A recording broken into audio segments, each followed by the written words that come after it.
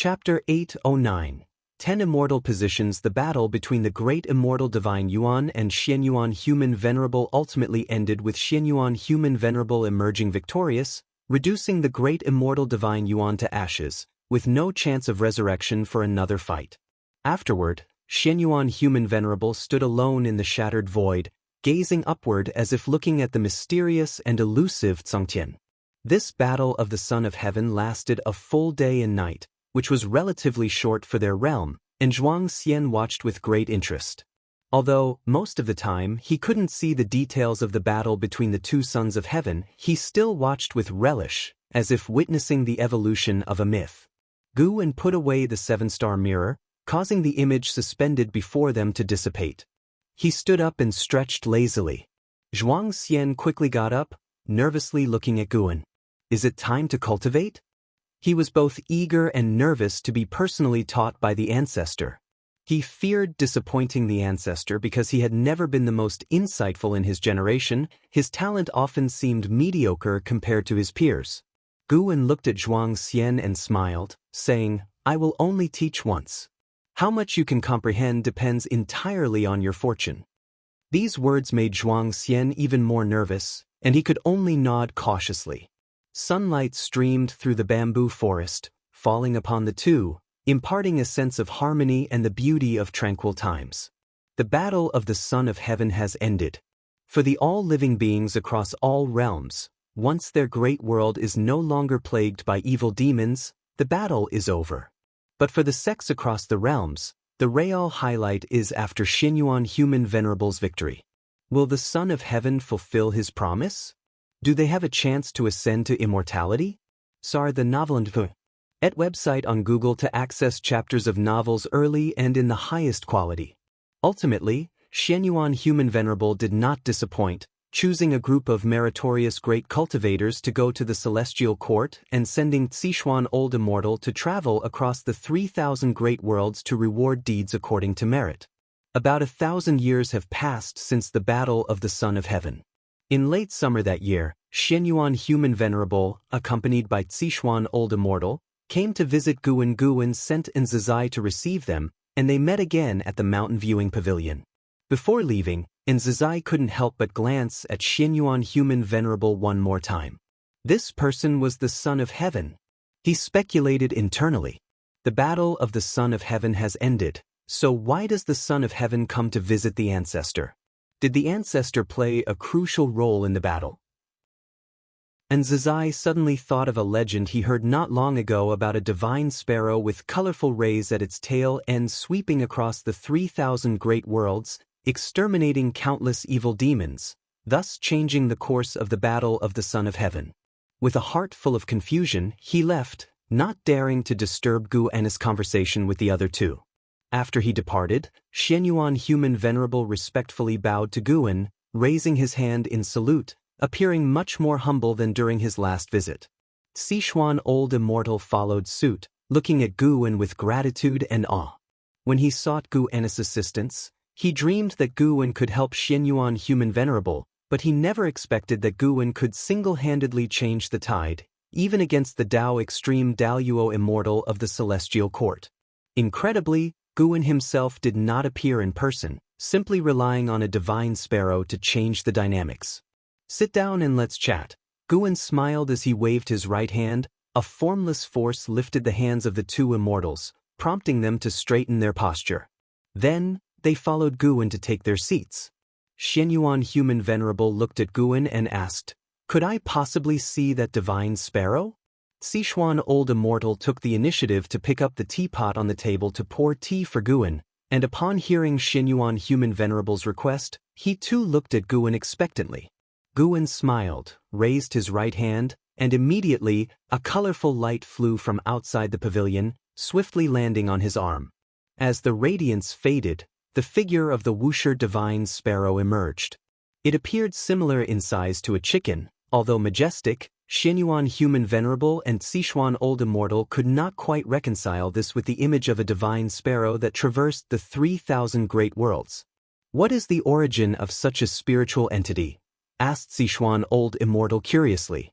The Wusher divine sparrow perched on Gu An's arm, shaking its head as if dazed, but considering it was able to repel the Tao Extreme Daluo Immortal, despite feeling shocked, Sichuan Old Immortal dared not underestimate it. Gu An stroked the head of the Wusher divine sparrow and smiled. It has no grand origins, it has just been cultivating by my side. These words made Xianyuan Human Venerable and Sichuan Old Immortal feel a surge of awe. Simply staying by his side can achieve the Tao Extreme Daluo Immortal Realm? What audacious language! Even in the Celestial Court, it's not about having enough time for cultivation to reach the Tao Extreme Daluo Immortal level.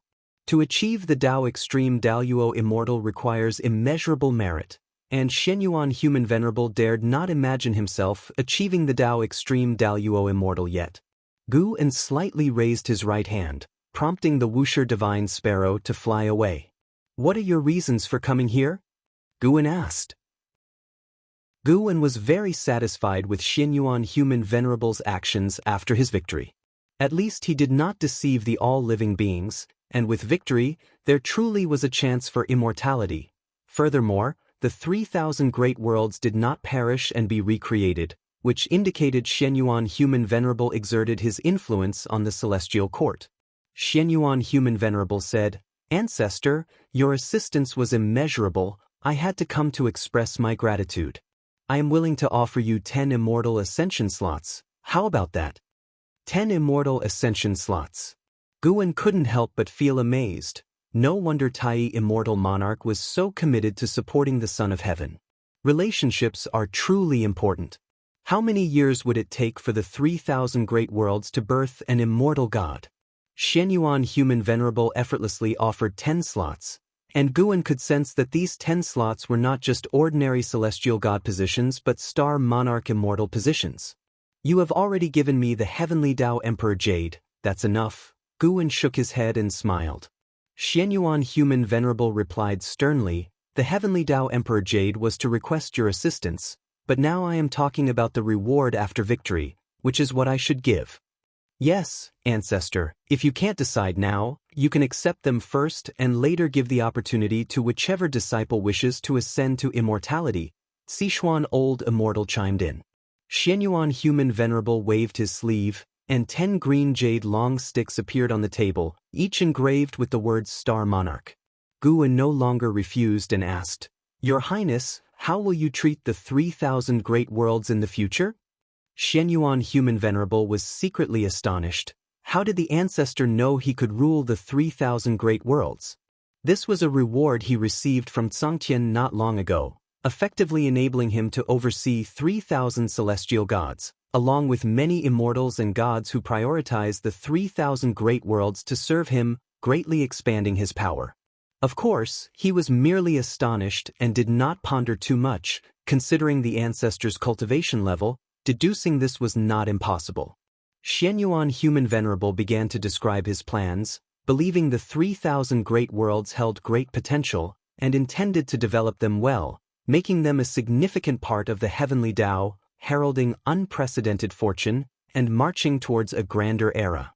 The three chatted for a long time, mostly with Gu An listening, while Xianyuan Human Venerable and Sichuan Old Immortal observed his expression, afraid he might be dissatisfied. Xianyuan Human Venerable indeed had faith in the 3,000 great worlds, but most importantly he wanted to enlist Gu An's support. Having Gu An in the 3,000 great worlds was of extraordinary significance.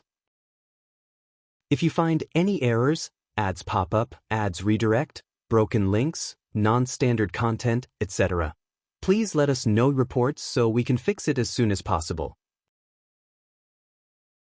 Chapter 8:10 Son of Heaven Jian. If it is truly so, then His Highness will surely become a revered immortal god among all beings and reshape the image of immortal gods in the hearts of all living beings. Gu An looked at Xianyuan Human Venerable, speaking with admiration, which prompted Xianyuan Human Venerable to smile. Sichuan Old Immortal laughed and said, "His Highness has always had the ideal of restoring the celestial court's virtues. After this victory, Kangshan's reward for His Highness far exceeds expectations, indicating that even the heavenly Tao supports His Highness' ideal."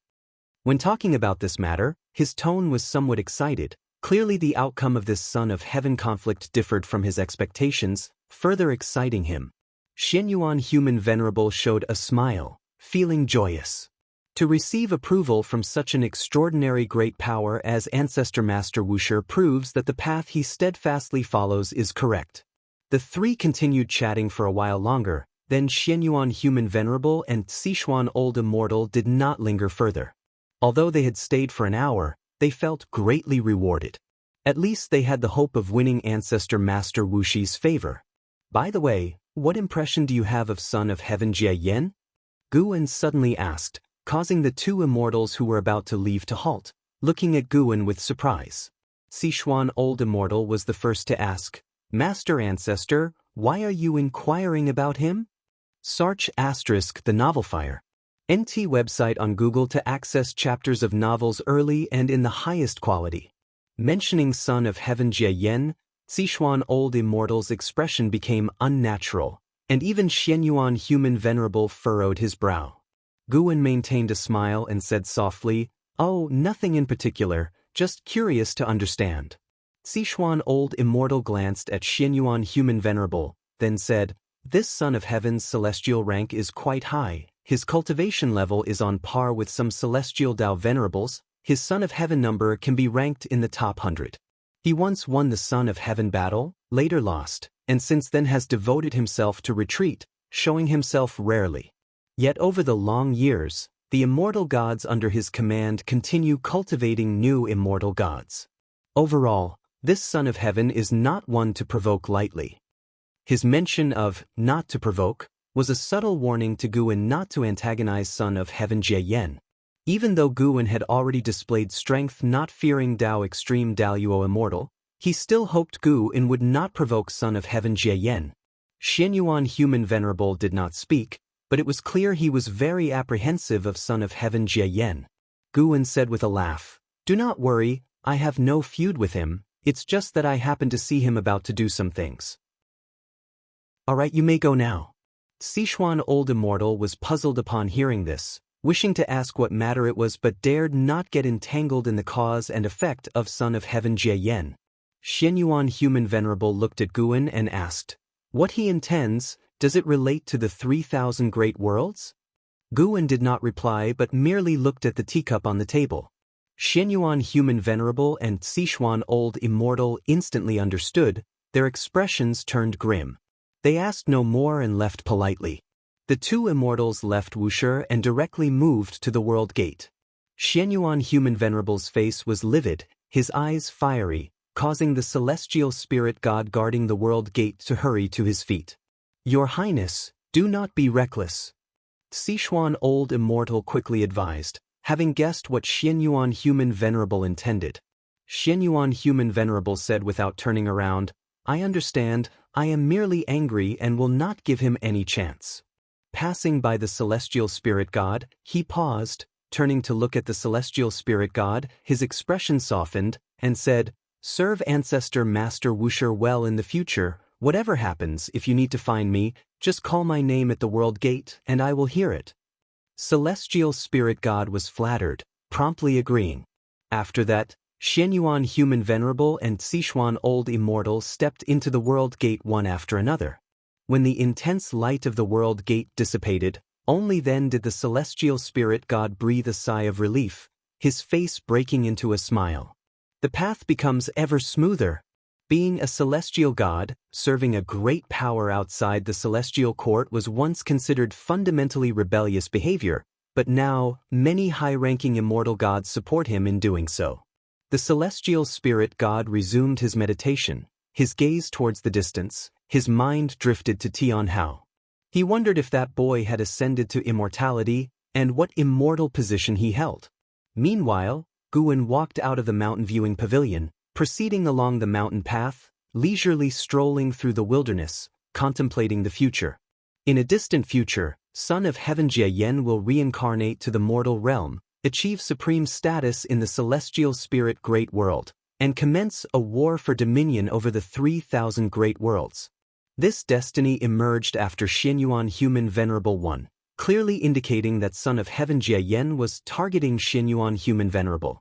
Guan had previously warned Ji Xiaoyu not to trust immortal fate, precisely because she would encounter Son of Heaven Jie Yan in the future. This Son of Heaven Jie Yan's cultivation level is quite formidable, having reached perfect Taoist Great Luo Immortal Realm.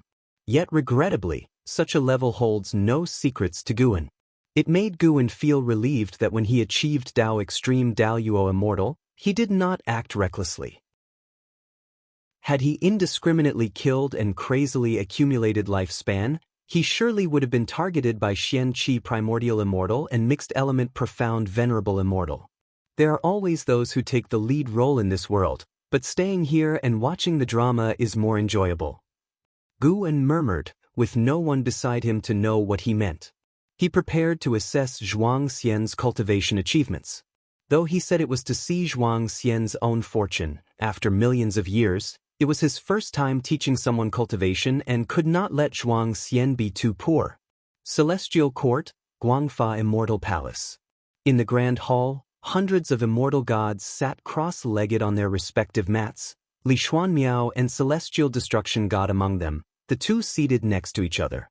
The venerable Guangfa Taiguang had not yet appeared, and the disciples of Guangfa Immortal Palace chatted about the Son of Heaven conflict. Didn't expect Xianyuan Human Venerable to turn the tide, truly surprised me. Indeed, Taixian Divine Yuan almost won, yet it could be overturned. Who knows what has happened within the 3,000 Great World? It is said Xianyuan Human Venerable invited a supreme great power to intervene.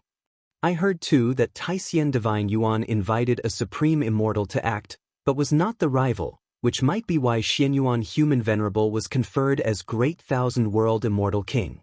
Xianyuan Human Venerable introduced hundreds of immortal gods at once, and Songtian permitted them, likely leading to more Sons of Heaven engaging in such conflicts in the future. Listening to the immortal gods' discussions around him, Li Xuanmiao felt that this situation was connected to his master. If there was a major variable in the 3,000 Great Worlds, it could only be his master. That Taixian Divine Yuan acted unscrupulously, worrying him about the Celestial Spirit Great World, also fearing Gu and would become an enemy of the Celestial Court to protect the Celestial Spirit Great World. Celestial Destruction God spoke. The Son of Heaven conflict causing such a significant impact might be some sort of signal. Li Xuanmiao turned to look at him, curiously asking, "What kind of signal?" Celestial Destruction God did not answer, but said, "They say both Sons of Heaven displayed 9 heavens true dragon chi." What is 9 heavens true dragon chi? It is the Emperor of Heaven's divine skills, with abnormally domineering power to suppress the heavenly Tao. Celestial Destruction God's answer changed Li Xuanmiao's expression significantly. 2 Sons of Heaven with the Emperor of Heaven's true inheritance competing, and Songtian offering unprecedented merit rewards, indeed extraordinary. If you find any errors, ads pop up, ads redirect, broken links, non-standard content, etc., please let us know reports so we can fix it as soon as possible. Chapter 8:11. Dugademon Emperor. As Li Xuanmiao pondered Kangshan's will, a golden light appeared on the steps ahead. As the golden light dissipated, Venerable Guangfa Taiguang appeared on the lotus throne and sat down. His imposing figure appeared, and all the immortal gods in the hall stood up and bowed to him. Venerable Guangfa Taiguang nodded slightly, raised his hand and pressed down, indicating for all the immortal gods to sit. Once all the immortal gods were seated and looking at him, he spoke, "Today's lecture will discuss the immortal gods, and we shall talk about what it means to be an immortal, what it means to be a god, and what the order of the heavenly Tao should be. I hope you will find your own path in comprehending the heavenly Tao, and no matter the outcome, do not regret." On hearing this, the immortal gods sat upright, knowing that this lecture was connected to the dispute for the title of Son of Heaven, a matter of great interest to them. Such a significant event rarely occurs in the celestial court over the long eras, as no one within the heavenly Tao can shake its foundation. The white-haired elder in the first row spoke first. This humble Taoist believes that immortal gods should focus on destiny. Relying on it means relying on all beings of heaven and earth. Thus, immortal gods should primarily protect all beings. His status was evidently high, as he was the first to speak, and the other immortal gods listened intently. After he finished speaking, an immortal god quickly rebutted. An immortal is an immortal. Mortal spirits cultivate to become immortals, enduring hardships, yet after becoming immortals, they still weigh mortal spirits heavily. What is the meaning of our immortal cultivation? Immortals should keep their distance from mortal spirits. This itself is a protection. In fact, even if we do nothing, mortal spirits will still worship us, so there's no need to curry favor for the sake of destiny. His argument won the approval of many immortal gods, most of whom were from the mortal world, having faced trials themselves. They knew the dangers of human hearts and inherently detested the machinations and disputes of mortal spirits. Suddenly, the immortal gods split into two factions and began debating. It was difficult for anyone to propose a third view without being dragged into the conflict between immortals and mortals. Li Xuanmiao remained silent, observing the attitudes of the immortal gods. Though he could understand some immortal gods' extreme comments, he always felt that immortal gods should protect mortal spirits.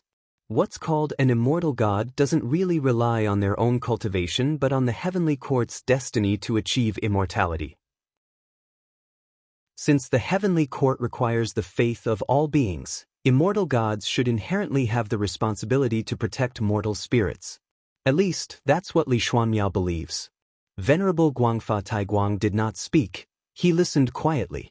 With him presiding over the court, the immortal gods had disputes but maintained order without devolving into chaos. CTH Novelfire. Net ** website on Google to access chapters of novels early and in the highest quality. Far away in the Taoist field of the beginningless, Guan was also listening to the lecture. After reaching the level of Supreme Emperor of Ultimate Merging Tao, the celestial court seemed less mysterious to Guan, who often spied on it. Since Li Xuanmiao was listening to the Tao, Guan decided to eavesdrop too. Observing the celestial court over the years, Guan discovered an intriguing phenomenon. Supreme Immortal and Celestial Tao Venerable often have compassion for all beings, whereas Celestial God, Star Monarch, Main Deity, Immortal Monarch are more disdainful of them. The former did not originate from the mortal realm, while the latter mostly fought their way out of the mortal realm only to scorn its beings, a truly ironic fact. While Guan was enjoying what he heard, an Xan appeared in the courtyard. She came to the tree and looked at Guan lying in the rocking chair, asking, "Master, I have something to ask you." She glanced at Shenzhen, hesitant. "Just speak," Guan replied casually. An Xan immediately asked, "Has the owner of those eyes left?" "Yes, captured by immortal gods to the celestial court." "What? No reason. The celestial court doesn't tolerate those eyes." Guan's answer made an Xan frown and caught Shenzhen's attention. An Xan thought of Guan's warnings to her, feeling heavy-hearted, even though those immortal emperor's eyes were intimidating. Yet thinking that such a powerful entity was apprehended by the celestial court, she felt akin to empathy. She stopped asking, bowed to Guan, then left. Although Shenzhen was curious, she didn't ask more and continued her cultivation. Guan also didn't discuss the immortal emperor's eye with her. He had no intention of rescuing the owner of those eyes, as there was no cause and effect connection. That owner of the immortal emperor's eye was already imprisoned in the heavenly prison. Guan was familiar with that prison because Profound Abyss had spent a long time there, where only beings of great power were detained. Speaking of it, when Profound Abyss escaped from the prison, the fierce demon who caused chaos in the celestial court was still trapped inside. After countless ages, that demon's demon chi had dissipated, yet his body and soul persisted, enduring daily the torment of celestial fire. Xian Qi Primordial Immortal Cultivation Level. Guan discerned his origin, named Duga Demon Emperor, with half-immortal blood in his veins. His father was a celestial Tao Venerable, hence the celestial court hadn't completely exterminated him. The prisoners in the heavenly prison mostly had intricate connections with the celestial court.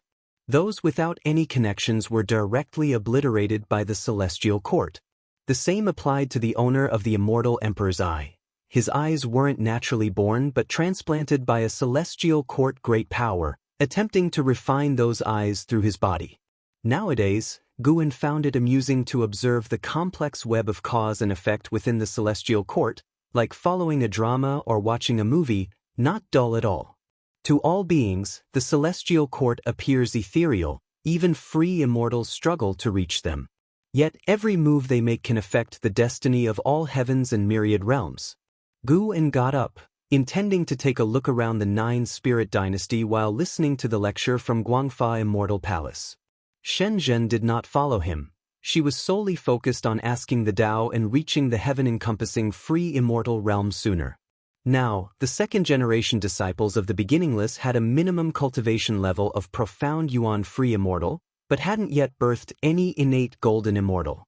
Time flows endlessly, as a day passes like a page in the annals of time. After Xianyuan human venerable triumphed, legends of immortal gods proliferated across the human world, and opportunities to ascend to immortality began to spread throughout it. Millions of years later, immortality became the highest goal for the cultivation of the multitudes.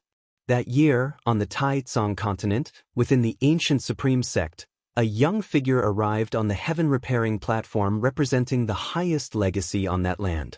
This youth wore black clothes, had handsome features, and appeared to be just 16 or 17 years old, carrying 3 treasure swords on his back as he walked with the steady stride of a dragon and tiger onto the heaven-repairing platform, full of spirit. The heaven-repairing platform was vast, yet only a few hundred were cultivating there, all meditating in different spots.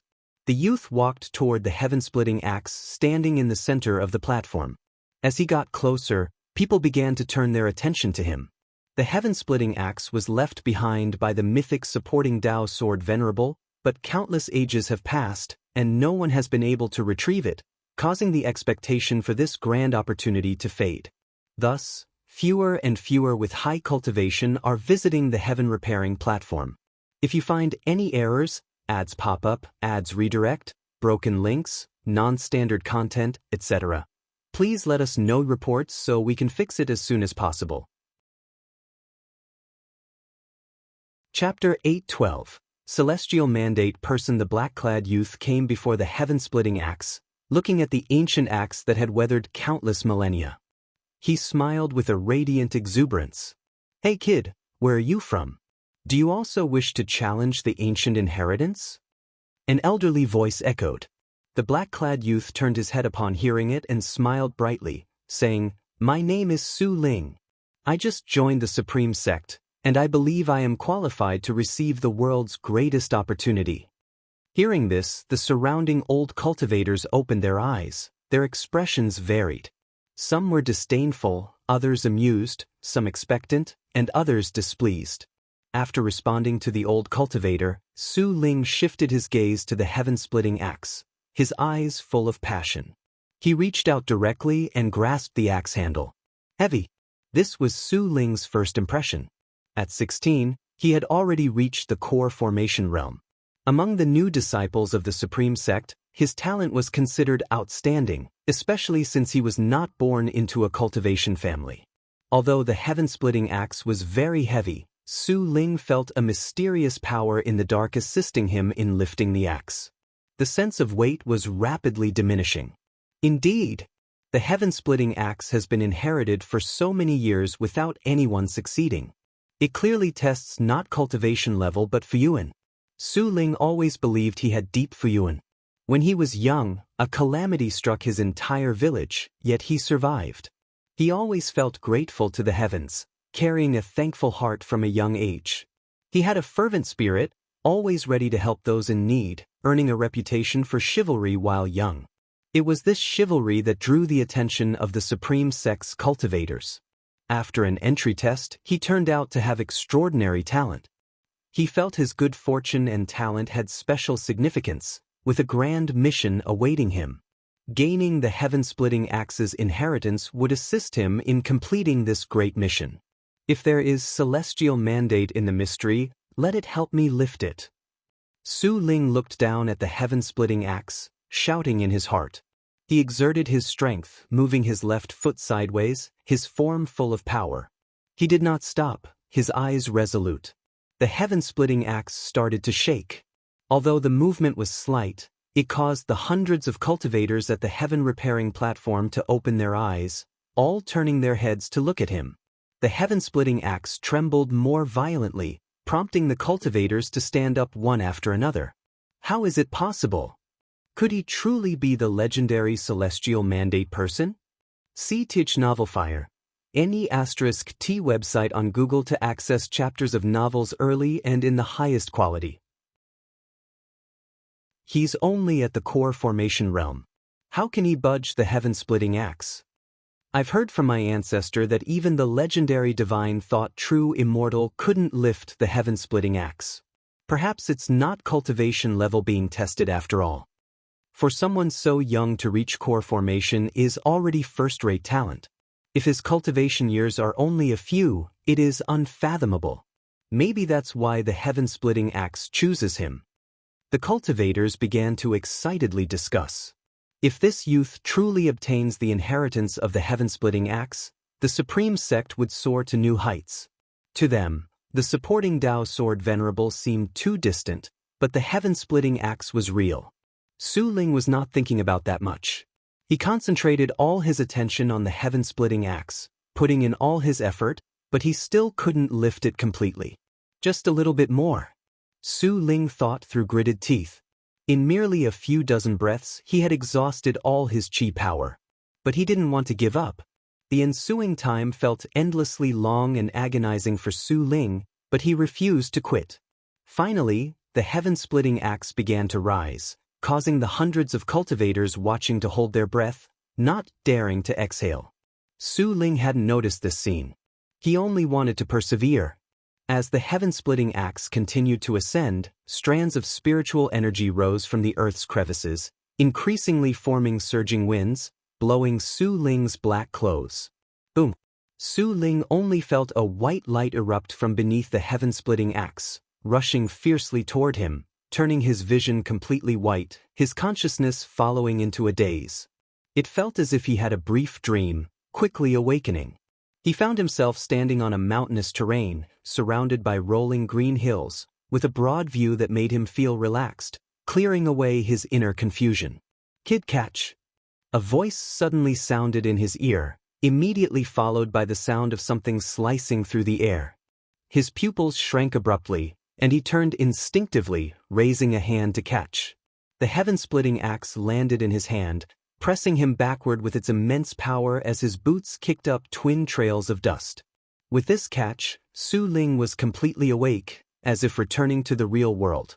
Once he steadied himself, his right hand was still trembling, almost dropping the axe. He looked up, seeing a figure standing on the peak of a mountain in front. The figure leapt, like a bird taking flight, swiftly landing before him. What a handsome man! Since arriving at the Supreme Sect, Su Ling had seen many immortal masters, yet this was his first time seeing a man as handsome and full of immortal aura as Guan, 4,200 million years, finally waiting for someone fated. Guan looked at Su Ling, laughed, and said. Su Ling cautiously asked, "Who are you? Where am I?" Having just embarked on the path of immortal cultivation, he understood little, unable to distinguish reality from the illusion realm. Guan's mention of 4,200 million years directly stunned him, making him lose his usual judgment. Guan smiled and said, "Who I am doesn't matter, what matters is that you have passed the test of the heaven-splitting axe. Now, I will teach you the secret skill hidden within it. Are you ready? Once you learn it, you can return. This is not a dream. This is your opportunity." Su Ling calmed down. He gripped the heaven-splitting axe and lifted it slightly, saying, "I'm ready." Guan raised his right hand, forming an axe, then began teaching Su Ling the heaven-splitting divine axe, move by move. The heaven-splitting divine axe is divided into 9 forms: life-breaking, demon-breaking, ghost-breaking, mountain-breaking, broken sea, breaking technique, immortal-breaking, god-breaking, heaven-splitting.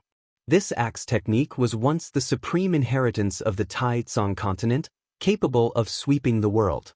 With high comprehension and Guanis Dao intent, Su Ling quickly memorized the 9 forms of the heaven-splitting divine axe. After roughly learning it, Su Ling's expression showed hesitance. He occasionally glanced at the heaven-splitting axe in his hand, then at Guan, wanting to say something but stopping. Guan asked with a smile, "Are you disappointed?" Su Ling nodded and said, "It seems the power is not much different from the swordsmanship my master taught me. Indeed, I have modified it. Do you wish to learn the new heaven-splitting divine axe?" Guan looked at Su Ling, his smile unchanged, warm like a spring breeze. Su Ling quickly replied, "Of course I want to.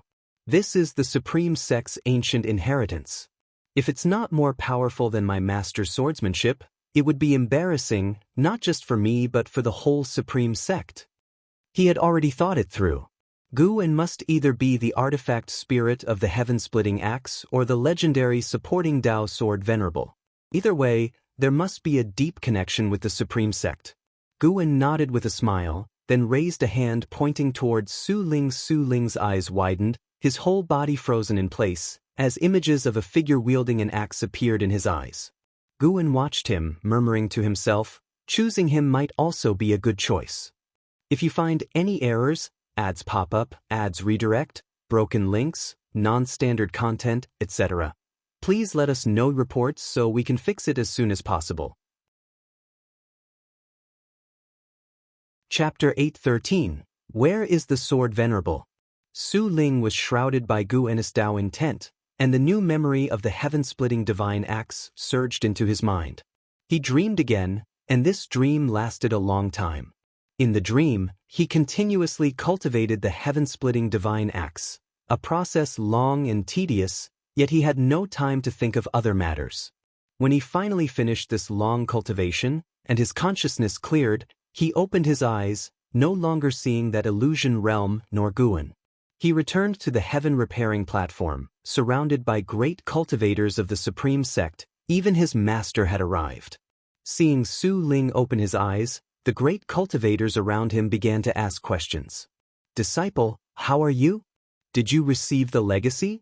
What did you comprehend just now? What did you see? Did you meet the supporting Dao sword venerable? Speak quickly, you're killing me with suspense." The great cultivators babbled questions, making Su Ling somewhat dazed, which only made them more anxious. Su Ling came back to his senses, took a deep breath, and said, "I received a legacy named the heaven-splitting divine axe, taught by a man in white clothes. He looked very young, very handsome. He merely pointed at me, and I learned the heaven-splitting divine axe." With these words, the heaven-repairing platform exploded in commotion. An elderly elder exclaimed excitedly, "Young and handsome, isn't that the legendary supporting Dao sword venerable? It is said, he is immortal and amiable." Other great cultivators joined in agreement, showing more excitement than Su Ling himself. Watching the surrounding people's ecstatic expressions, Su Ling felt confused. Even his usually stern master gazed at him intensely. Sar the Novelier. NT website on Google to access chapters of novels early and in the highest quality. At this moment, he finally realized how exalted the status of the supporting Dao sword venerable was. He recalled Guan's appearance, his heart filled with boundless curiosity. Was that person really the supporting Dao sword venerable? What level of cultivation did he possess? Where could he be now? In the Taoist field of the beginningless, Guan was in a good mood while fishing, having fulfilled his wish by passing on the legacy of the heaven-splitting axe. There was no test or fuyuan. Choosing Su Ling was inevitable because he could see Su Ling's entire future, confirming that Su Ling would bring prosperity to the Supreme Sect and to the world. Not only that, Su Ling upheld righteousness, leading other cultivators to act justly. Currently, Guan was contemplating another matter. It involved reincarnating his previously deceased disciple into Su Ling's descendant, hoping they would follow the righteous path under Su Ling's guidance. This was also to fulfill another disciple's obsession. Guan gazed at the lake surface, recalling over 40 million years ago when he led disciples like Tang Yu, Su Han, Zhen Qin, Yan Mei, Yang Min, Yi Yan, and others in cultivation. Times have changed. Most of those disciples have since embarked on reincarnation. Guwen didn't wish to pursue every disciple. He felt regret towards Su Han. Su Han indeed strayed, but his life was too bitter, and at that time, Guwen wasn't able to fully guide him. Currently, even with blood vendettas, the Wushiji disciples wouldn't be pursued by an imperial dynasty or need to seek immortal fate alone.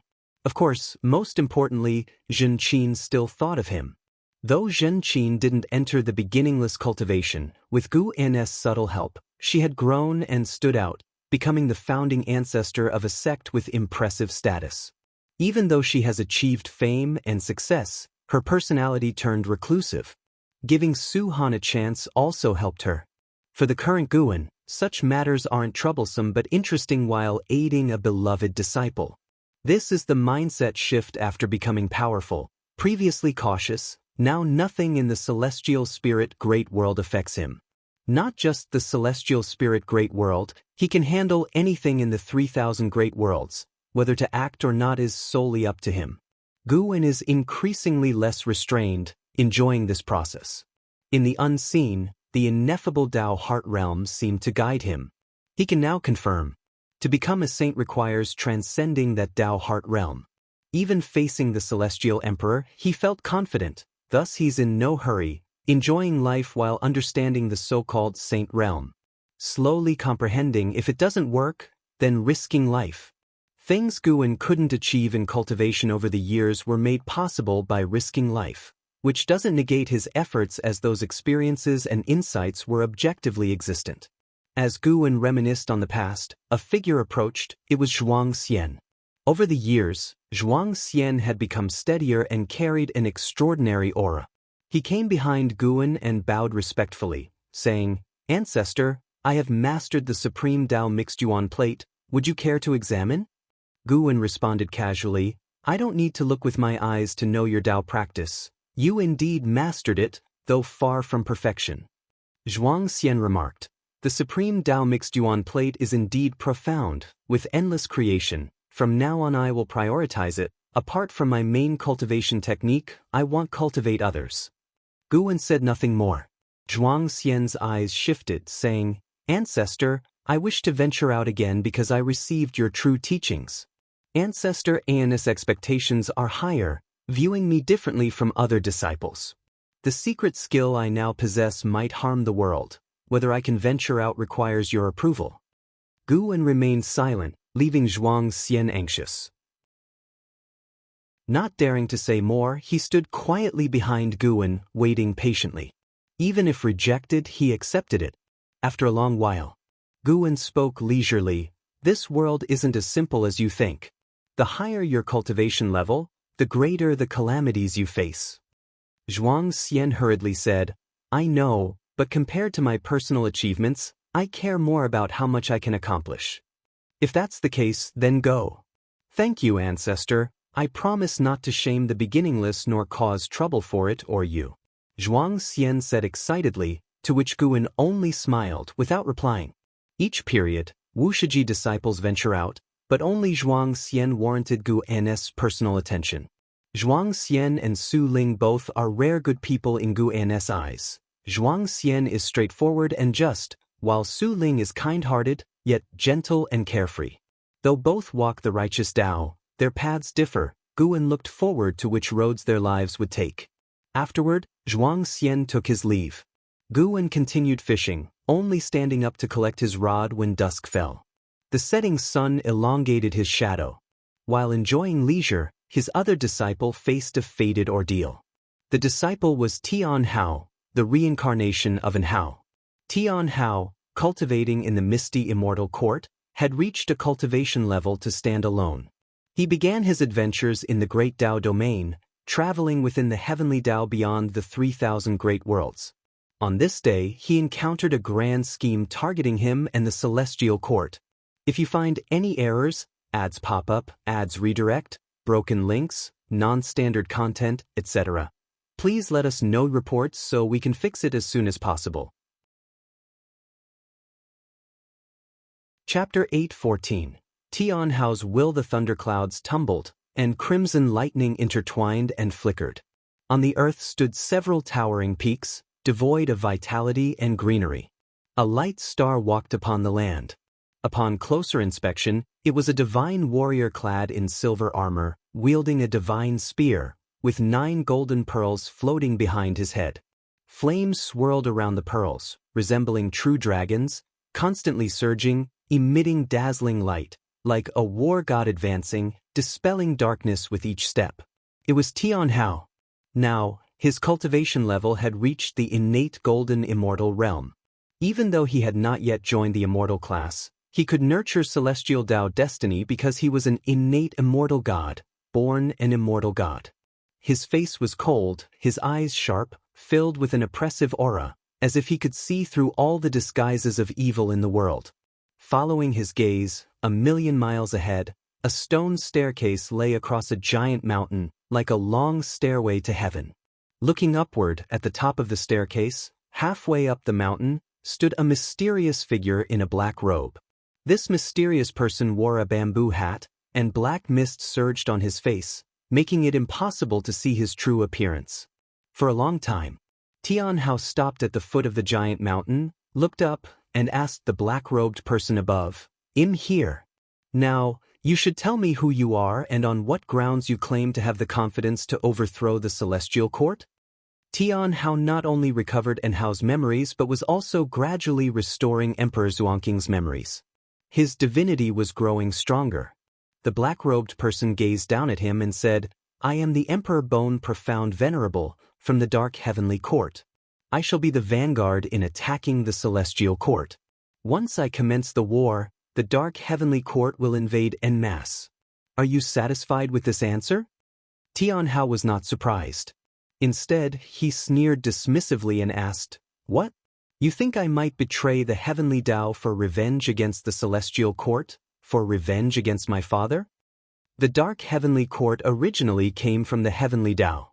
We were only defeated and expelled. When we return, we will still serve the Heavenly Tao. Emperor Bone Profound Venerable's tone was utterly calm, devoid of any emotion. Tian Hao remained unfazed and said, "You cannot win. As long as he exists, nothing in the Celestial Court can be shaken. He is indeed strong, even invincible. With the strength of the Dark Heavenly Court alone, it would indeed be impossible to overthrow the Celestial Court. But the Dark Heavenly Court is never lacking in patience or determination. If you join us, we will grant you the legacy of the Celestial Emperor, a legacy your father once received. Only by acquiring this legacy will you have hope of rivaling him." Emperor Bone Profound Venerable's words finally made Tian Hao's expression change. Tian Hao fell into silence, and Emperor Bone Profound Venerable did not pursue him further, waiting quietly. After a while, Tian Hao looked up at Emperor Bone Profound Venerable and said, "I can trust you, but before that I want to fight you, to see how powerful the legendary strength surpassing the Tao Extreme Daluo Immortal truly is." Emperor Bone Profound Venerable gazed down at him, saying nothing, but suddenly released a terrifying aura. Boom! In an instant, billions of towering mountains crumbled into ashes. Tian Hao's robe wildly billowed, the silver armor quirked, producing a clanging sound, and his eyes turned icy, filled with a fighting spirit. He knew he couldn't possibly be a match for his opponent, yet he still wanted to try. He wanted to know how terrifying the Dark Heavenly Court truly was, so he could understand the kind of foes his father faced. Tian Hao leaped towards Emperor Bone Profound Venerable. Just then, Tian Hao's pupils suddenly dilated, and in his vision, the heavens and the earth trembled as if an immense invisible heart was pounding, and behind Emperor Bone Profound Venerable appeared a terrifying phantom, stretching towards him with bared fangs and claws. "What is that?" Just as the question formed in Tian Hao's mind, he fell into a state of chaos. When Guan returned to the room, Tian Hao had already been annihilated by Emperor Bone Profound Venerable. He did not immediately take action. After restoring Emperor Xuanqing's memories, Tian Hao was clearly fixated, unwilling to stop before hitting the south wall. Better to let him venture into the Dark Heavenly Court, whether it brings fortune or calamity. That decision lies with him and the Celestial Emperor. While observing Tian Hao, Guan had a sense that perhaps the Celestial Emperor was already aware of his existence. But for some unknown reason, The celestial emperor did not pursue him and remained in his celestial palace, lost in reincarnation. The real celestial emperor was more incomprehensible than the reincarnation body Taihao. Sar the Novel Fire. Net website on Google to access chapters of novels early and in the highest quality.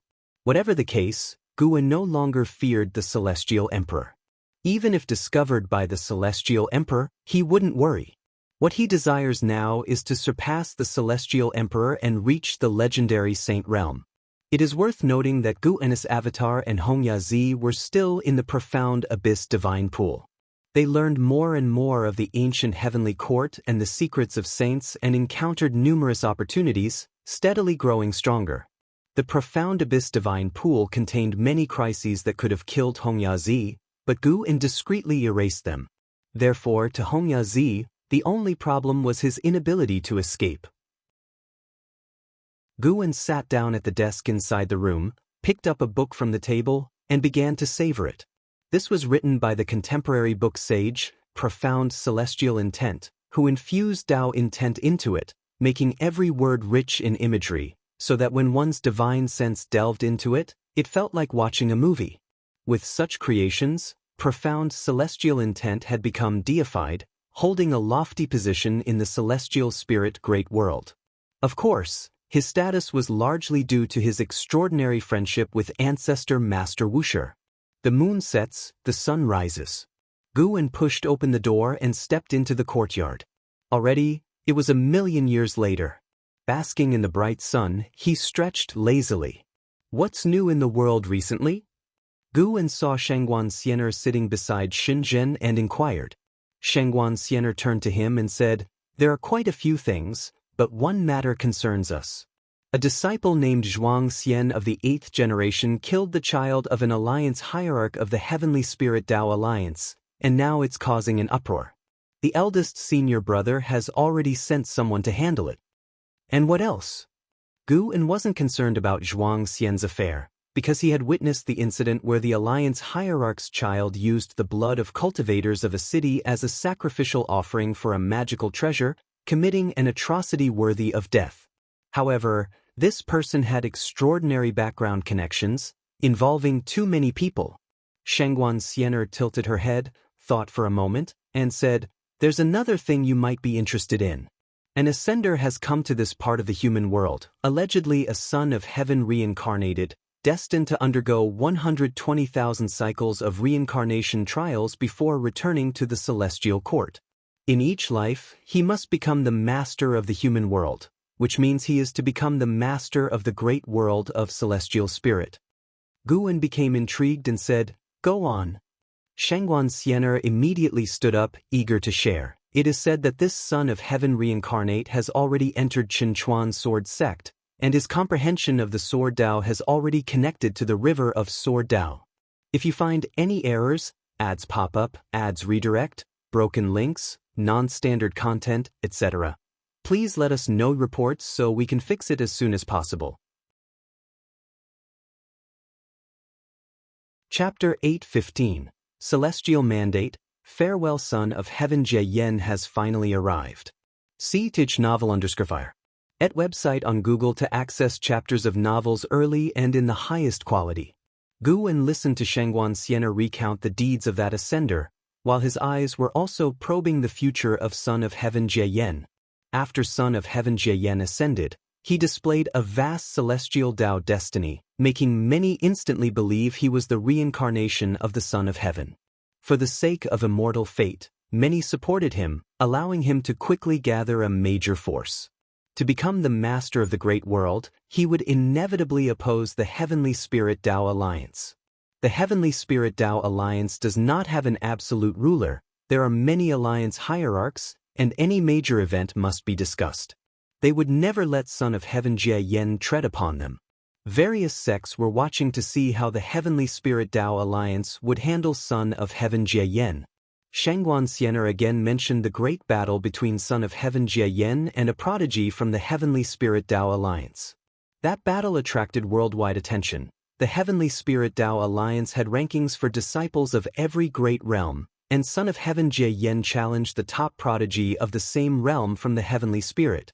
With an absolutely powerful stance, he won, making people even more convinced he's the reincarnation of the Son of Heaven. Since ancient times, there have always been ascenders, but no matter how strong those from the lower realm are, their Taoist techniques always fall short compared to cultivators of the celestial spirit great world. Ascenders can stir up waves, but can never surpass the prodigies of the Heavenly Spirit Tao Alliance. The Heavenly Spirit Tao Alliance possesses the best resources of the celestial spirit great world, especially those who make a name as a prodigy, whose resources are far beyond those an ascender can compare to. Ancestor, can't you foresee the future? Do you think that Son of Heaven can shake the rule of the Heavenly Spirit Tao Alliance? Shangguan Xiener asked excitedly. She bore no animosity toward the Heavenly Spirit Tao Alliance. She was simply eagerly anticipating a drastic change in the world structure. Before the Heavenly Spirit Tao Alliance, there were 9 major sects. Earlier there was the Tao Court, and even earlier was the Holy Court. The Master of Heaven and Earth has always been replaced. Guan smiled and said, "Anything is possible." These words only piqued Shangguan Xiener's curiosity further, and she couldn't stop chatting away, with Shenzhen occasionally chiming in. Guan chatted with them for an hour before leaving. Today, he had an important affair. He was to meet an old friend from the immortal cultivation realm, who was holding a feast for his million-year birthday.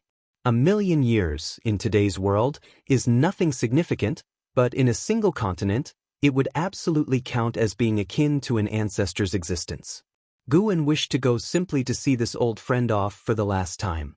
Everyone has their ultimate limit of lifespan, commonly known as celestial mandate. Even though this old friend has reached a high realm and seems robust, in reality he's nearing his life's limit. Guan had no intention of altering his fate. After all, they were merely drinking buddies with shallow ties. He was just going for the spectacle. After Guan left, Shangguan Xiener sat back beside Shenzhen, and the two began discussing writing again. The book sage inspired writers all over the world, imbuing Tao intent into the text to create more meaningful writings. Under the dark celestial vault, the earth stretched infinitely. Guan and Hongyazi passed through a stone gate, standing alone on the earth, devoid of any other constructions within a 1,000-mile radius. Hongyazi suddenly stopped, turned to look at the stone gate behind him, and with a dazed expression he couldn't help but ask, "Have we already escaped from the predicament?" The moment they stepped through the stone gate, he felt that something invisible had lifted, an eerie, abrupt sensation. As a heaven-opening Daluo immortal, instinct told him that he had already escaped the endless predicament from before. Guan halted, turned to face Hongyazi, and said, "Fellow Taoist, this journey was quite exhilarating, but it took a bit too long. We should part ways." Hongyazi turned to look at Guan, his brows furrowing, asking, "Why part ways? Why choose this place?" After traversing many lands together for so many years, he never expected they'd part ways here. Moreover, over the years, he vaguely sensed that Guan was not simple. The two were of the same realm, yet many times he found himself unable to see through Guan, never having seen Guan in a wretched state. But he didn't understand. They had not yet left the profound abyss divine pool, only escaped a mysterious plight that had trapped them for many years, and now Guan was to part ways with him? Guan looked at Hongyazi, a smile on his face, and said, "Isn't there no such thing as a banquet that never ends?" Upon hearing this, Hongyazi couldn't help but sigh.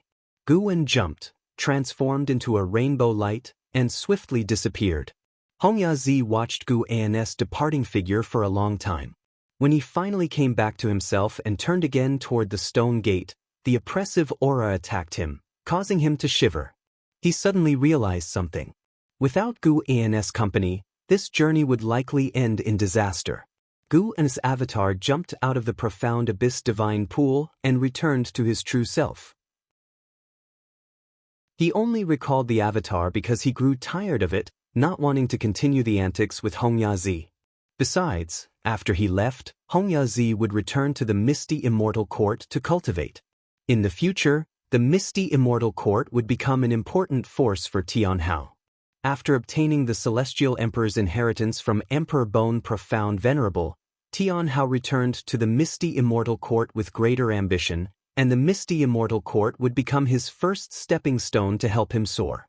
In the myriad heavens of the Tao, each had their own stories unfolding, and an endless web of cause and effect intertwined in ways beyond the comprehension of living beings, creating a giant net encompassing every world. In the blink of an eye, 20 million years passed. This day, in the mountain viewing pavilion, Guwen was playing chess with Nzazai. The game had just begun. Ancestor, that Su Ling is truly remarkable, having become the alliance hierarch of the Heavenly Spirit Tao Alliance, and the Supreme Sect has also risen completely. Do you feel gratified? Nzazai asked with a smile. The story of Guwen and the Supreme Sect he had long heard of, and Su Ling's legendary life couldn't be separated from the supporting Tao Sword Venerable's heaven-splitting axe inheritance. With Su Ling's heaven-splitting divine axe sweeping across the land, he became one of the most dazzling figures under the heavens. Of course, Nzazai knew that the supporting Tao Sword Venerable was indeed Guwen, hence he had long regarded Su Ling as an ally, purposefully bringing up Su Ling's recent achievements. Guwen laughed and said, "At my realm, no matter what you become, no matter how high you rise, it won't affect my mood." Nzazai, hearing the words you, thought indeed, Su Ling was also a Wushiji disciple. As Nzazai placed a piece, he followed with, "In today's world, there are indeed many notable figures.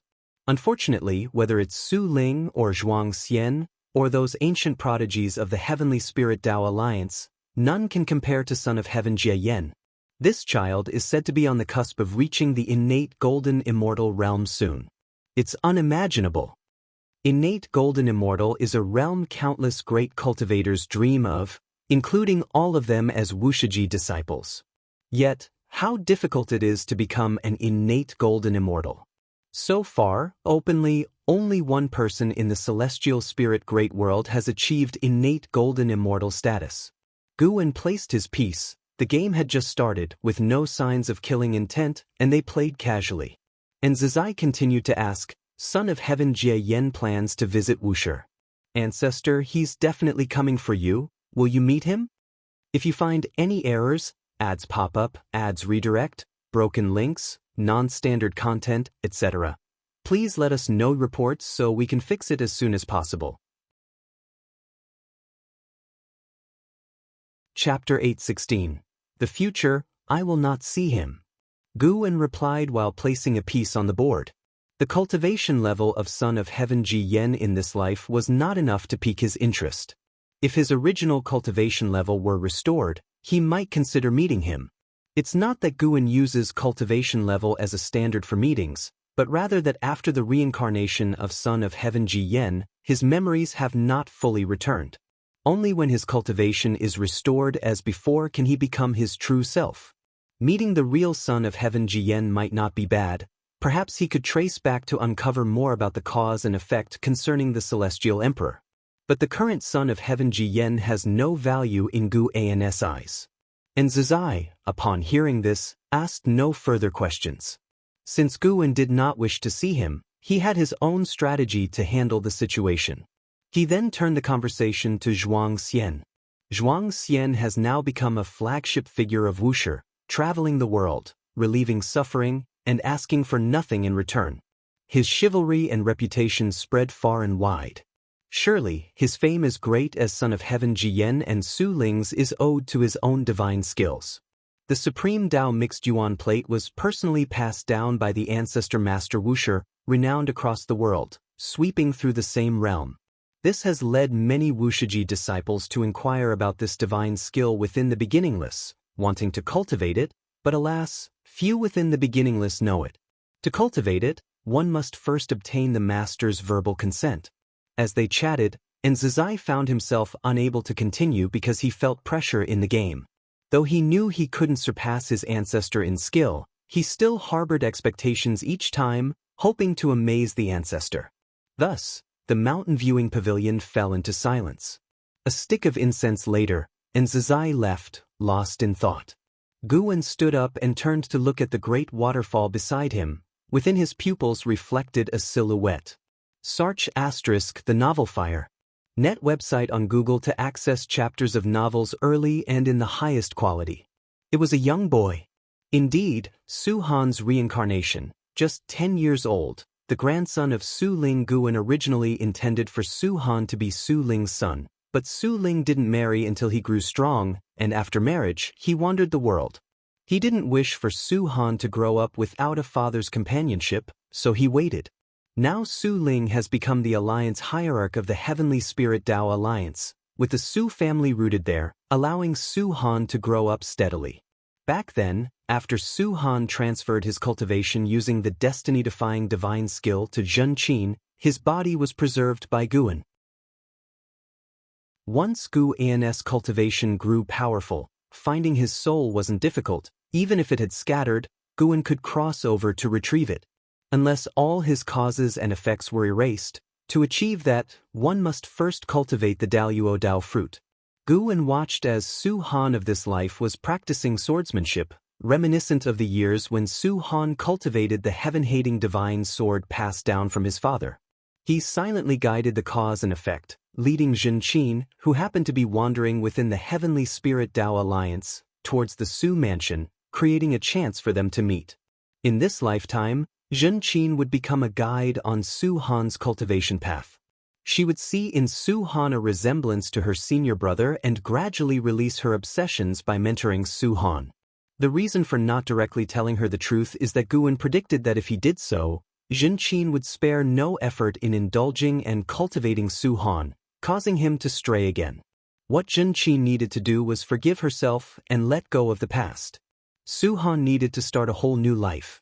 They could intersect, but not overlap. Once Zhen Qin truly moved on, Guan would reveal Su Han's true identity, or let Su Han regain memories of his past life. Letting things run their course would be the best outcome for both. Guan turned his gaze towards the future, a very distant future. With more and more Wushiji disciples becoming stronger, it would eventually be difficult to maintain the current low profile. Whether turning towards good or evil, they could no longer stay low-key. He even foresaw many calamities for the Wusher, including internal chaos and external threats. It was impossible for every Wushiji disciple to be a good person. Inevitably, one will become an evil person, and internal unity will eventually falter.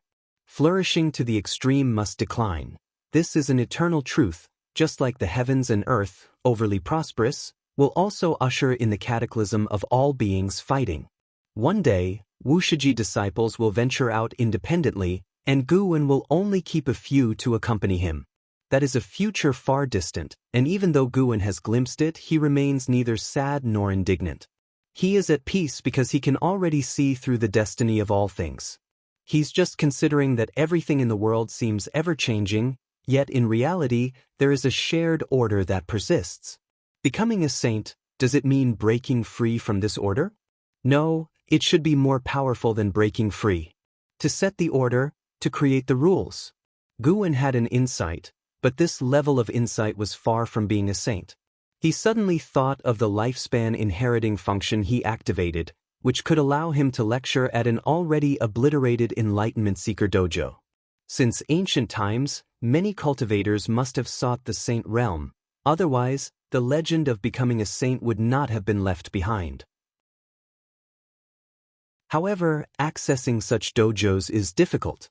He cannot control it. He can only decide how much lifespan to invest. When his lifespan increases, he might invest 1 trillion years to test the waters. Guan retracted his gaze and walked out of the pavilion. Above the vast, magnificent sea of clouds, two figures strode on golden light, racing forward. They were Zhang Buku and Suyu. Zhang Buku looked around curiously and asked, "Is this the legendary celestial extreme 9 heavens? The spiritual energy is indeed abundant, but why does it seem lifeless?" Suyu flew alongside him, smiling. "Hidden beneath the sea of clouds are many divine beasts. Should they leap out, they would certainly startle you." Zhang Buku looked at him and asked, "How are you so familiar with the celestial extreme 9 heavens? What connection do you have with this place?" "My master cultivates in this realm," Suyu replied, and a slight change crossed his gaze. Zhang Buku remained silent. When Xianyuan Human Venerable was about to fall, Suyu had led him away from the celestial calming god's celestial army, taking them to meet an immortal monarch, thus escaping the causes and effects of the contest for the title of Son of Heaven, which greatly astounded him. Although Xianyuan Human Venerable ultimately turned the tide, he too, through that immortal monarch, found a more promising path to ascend to immortality. After cultivating in the immortal monarch's palace for a long time, Suyu brought Zhang Buku to the celestial extreme 9 heavens. You've always been curious about my background, now I can tell you. Suyu looked ahead, speaking calmly, causing Zhang Buku to gaze towards him. I was also once a son of heaven, yet through reincarnation, I shed my status as son of heaven and became a mortal spirit. Suyu's words shocked Zhang Buku, but he quickly accepted it. Suyu knew so much about the celestial court, there must be a connection, and his status was higher than a celestial god. As the son of heaven, it made sense. Unlike the great immortal divine Yuan and Xianyuan Human Venerable, I never received my father's favor. Perhaps he never even remembered me. Even when I violated the celestial rules, he did not personally question me. Although it seemed I had left the celestial court and gained freedom, in truth, the celestial court simply didn't care about me. Suyu spoke with a self-mocking tone, his eyes full of desolation. Zhang Buku remained silent. He could not empathize with such feelings because his father loved him dearly, albeit he left him early on, yet in his heart, paternal love was the greatest. If you find any errors, ads pop up, ads redirect, broken links, non-standard content, etc., please let us know reports so we can fix it as soon as possible. Chapter 8:17, Great Calamity. Since you have already shed the identity of the Son of Heaven, why are you coming back now? Zhang Buku remained silent for a moment before speaking, looking at Suyu. The two had fought side by side for tens of millions of years and were like brothers, so he would not change their relationship because of Suyu's different identity. In fact, over the years, he often speculated about Suyu's identity and was already mentally prepared. Suyu, in an annoying tone, said, "Isn't it because I met you? I originally wanted to lead a carefree life, but since knowing you, it's been nothing but trouble." Zhang Buku smiled upon hearing this and said, "Then you can leave now, I won't stop you. Forget it, with your disposition, you'd have died 8 million times without me. Have I never saved you? Just to mention one thing, before joining the Celestial Army, when you tried to seize the heaven and earth ultimate treasure, you were ready to perish with your opponent, and it was only with my secret technique that we broke through the siege. This is a separate matter." The two began to bicker, with Suyu's mood lifting, returning to his usual carefree state. The two bickered all the way as they moved forward. Ahead, a radiant aurora appeared, and at the end of the aurora was a colossal palace. On the palace eaves crouched a majestic great blue bird, its majestic beauty causing space to seem distorted with its fluttering feathers. Zhang Buku's gaze fell on the plaque of that palace. See Tich Novelfire. Any *T website on Google to access chapters of novels early and in the highest quality. 9 Heavens Immortal Palace. Upon hearing Zhang Buku's whisper, Suyu explained, residing in the 9 Heavens Immortal Palace is a heaven-opening Daluo immortal known as the 9 Heavens Immortal Emperor. She is considered my junior sister, and we have a good relationship. Let's go to her palace to cultivate for some time to enhance your physical body. 9 Heavens Immortal Emperor. Zhang Buku recalled hearing within the Celestial Army that anyone who could claim the title of Immortal Emperor in the Celestial Court held a high status, at least not comparable to a celestial god. He began to look forward to the upcoming years of cultivation. After experiencing the battle for the title of Son of Heaven, Zhang Buku's ambitions grew. He wanted to become an immortal god more powerful than the Son of Heaven. He wanted to become a player rather than a pawn. The two hastened their pace, flying towards the 9 Heavens Immortal Palace. The passage of time was swift, 100 years passed in the blink of an eye. For mortals, 100 years is long, but for cultivators after nirvana, a century is not much different from a month. On this day, Gu was instructing in Zizai on the cultivation of the 4th strike of the myriad supreme palm. The two were standing on a cliff, amidst beautiful scenery, yet every strike Zizai delivered could not damage the surroundings. because they were within a barrier created by Guan, allowing Nzazai to freely practice the myriad supreme palm. Despite Nzazai being busy managing wuxia, his cultivation had not lacked. He was now at the cultivation level of a heaven-encompassing free immortal, and with the myriad supreme palm, even some second-generation disciples were no match for him. Guan, seeing Nzazai gradually enter the perfect state, turned his head to look at the horizon. It has begun. Guan thought silently, referring to a war unseen by mortal spirits. The dark heavenly court was about to attack the celestial court, with Emperor Bone Profound Venerable as the vanguard. They had already opened a space-time passage, and the heaven-suppressing endless tower would appear before the celestial gate. This war would last many years, with Emperor Bone Profound Venerable merely testing the current strength of the celestial court. Unfortunately, by the end of the battle, he could not force out the celestial emperor, but it did make a heavenly Tao Venerable, who had been in seclusion for countless years, renowned in the celestial court. Even within the celestial court, the title of Heavenly Tao Venerable was rarely mentioned, partly due to taboo, and partly due to the distance from most immortal gods. For Guan, this was a mere amusement, something to watch at leisure. Nzazai continuously practiced, each palm strike straight forward, the technique relying on harnessing energy. While cultivating, he asked, "Ancestor, many disciples want to ascend to immortality lately. Didn't you once help Uncle Yang Jian to ascend? Do you still have any immortal fate on hand? Do you support the disciples in ascending?" Guan never had many requirements for his disciples. Outside of cultivation, disciples would contemplate their future, even if they left wuxia. Guan wouldn't stop them. Not everyone would stay at wuxia forever. They might leave through the 10,000 Realms gate or go to the human world to establish their own sections. You are responsible for observing and selecting a disciple who wants to ascend to immortality and is eligible. Guan casually replied, yet his words excited Nzazai. Indeed, Xianyuan Human Venerable had granted Ancestor a quota for ascension. He didn't want to ascend, but the fact that wuxia had an opportunity for ascension was a glory.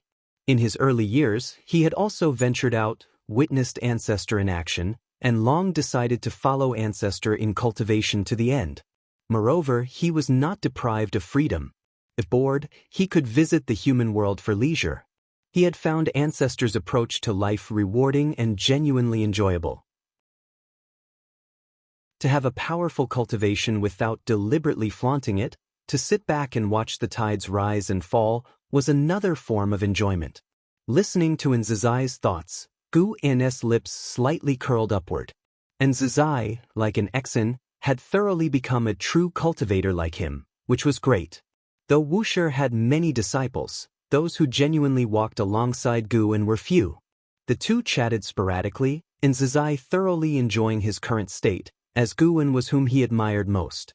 Whether cultivating or conversing with Ancestor, he liked both, and having them together was a rare occasion in thousands of years. Nzazai brought up the future of wuxia, with disciples increasing yearly. Despite limiting the number of students, with each generation passing training to the next, it would inevitably become a colossal entity, and he feared managing wuxia poorly in the future. "Have you heard the story between me and the Supreme Sect?" Guan suddenly asked, and Nzazai immediately grasped the deeper meaning. He could abandon the Supreme Sect or wuxia. Nzazai immediately grew anxious and quickly said, "Ancestor, wherever you go, you must take me and my master. We have no desires or ambitions, only wishing to seek the Tao with you. Don't worry, I will take you. I merely want to reduce your pressure. You've done excellently, even surpassing your master back then." Guan glanced at him, smiling, relieving Nzazai's burden. Looking at his expression, Guan suddenly thought of An Hao. Nzazai was quite like An Hao, who did not wish to soar away. He glimpsed into Nzazai's future, very long, so much so that there was no end in sight. This meant Nzazai's heart wouldn't change, and he would truly follow Guan forever. As long as he remained by Guan's side, Guan could naturally ensure he would always live on, and his Tao practice wouldn't meet limits. Guan looked at Nzazai with an increasingly gentle gaze. This kid was worthy of his favor. "All right, don't overthink. focus on practicing the myriad supreme palm. If one day a Wusher disciple misbehaves, you'll need to clean up the mess. Don't be surpassed by the younger generation. Guan urged. And Zizai chuckled, saying, how could the younger generation possibly surpass me? Don't be so sure, someday a great calamity will arise in Wusher. Guan's words wiped the smile off in Zizai's face, furrowing his brows as numerous faces flashed through his mind. If you find any errors, ads pop up, ads redirect, broken links, non-standard content, etc., please let us know reports so we can fix it as soon as possible. Chapter 8:18 Eternal Divine Power Great Calamity. Ever since the ancestor spoke to Zizai began scrutinizing the disciples with a discerning look. He realized that his past attention on the Wushiji disciples was too little. Although the ancestor said that it was impossible for all disciples of Wusher to be good, he refused to believe in evil. He conscientiously screened them, not willing to believe that there truly were fish slipping through the net into Wusher. If any disciple strayed onto the wrong path, he could rectify it in time. Constantly following the ancestor in cultivation was his goal, but if he could keep the ancestor at Wusher, that would be better for him, for he held deep feelings for the Taoist field of the beginningless. After all, Wushi's current foundation was due to the efforts he exerted with much heart and energy. In the ensuing days, more and more disciples noticed Zizai becoming stricter, even setting many hurdles for accepting disciples, causing them to privately speculate on what had affected him. The news also reached the ears of the second-generation disciples. Towards them, Zizai did not mention the words of the ancestor, but he did not conceal the matter from the elders. Upon hearing that a great calamity would appear in Wusher later, the second-generation disciples became solemn because they knew Guan would not speak carelessly. Guan's eyes could see the future, prompting them to heighten their attention towards their lineage's pupils. No one hoped for such a calamity to arise from within their own ranks. In the absence of knowledge across all heavens and myriad realms, the celestial court fell into a great battle. Dressed in a golden-patterned white robe, Li Xuanmiao grasped a divine weapon, soared through the clouds, surrounded by figures of immortal gods. Following their gaze, the edge of the celestial vault was an expanse of extreme darkness, resembling the maw of an abyss, ready to devour the celestial court. Endless evil demons rushed forth from it, battling the immortal gods. The battlefield was vast and boundless. Numerous meteors swept across, attacking the battlefield above the sea of clouds, with various Dharma aspects emerging one after another, and gigantic magical treasures stirred the storm winds of the battlefield. From afar, Li Xuanmiao recalled the formidable evil demon he encountered when rescuing Liya, its aura equally wicked. It seemed during the dispute of the sons of heaven, the dark heavenly court had already begun its invasion. Li Xuanmiao furrowed his brows tightly. He could feel a powerful aura in that darkness unparalleled. Never had he sensed such oppressive momentum, so formidable that it roused his concern for the safety of the celestial court. He had yet to climb to a high position or change the hearts of the immortal gods. Would the celestial court collapse prematurely? Coming from the mortal world, he would never believe the celestial court was eternally indestructible, for he had witnessed too many ruling forces fall. In his view, no matter how the immortal gods embellished it, the celestial court was merely a more powerful force than the holy court. He took a deep breath, set aside distractions, and plunged into the battle ahead. During his flight, he distinctly felt himself passing through an invisible barrier. The battlefield ahead suddenly expanded, deafening rumblings echoed from all directions.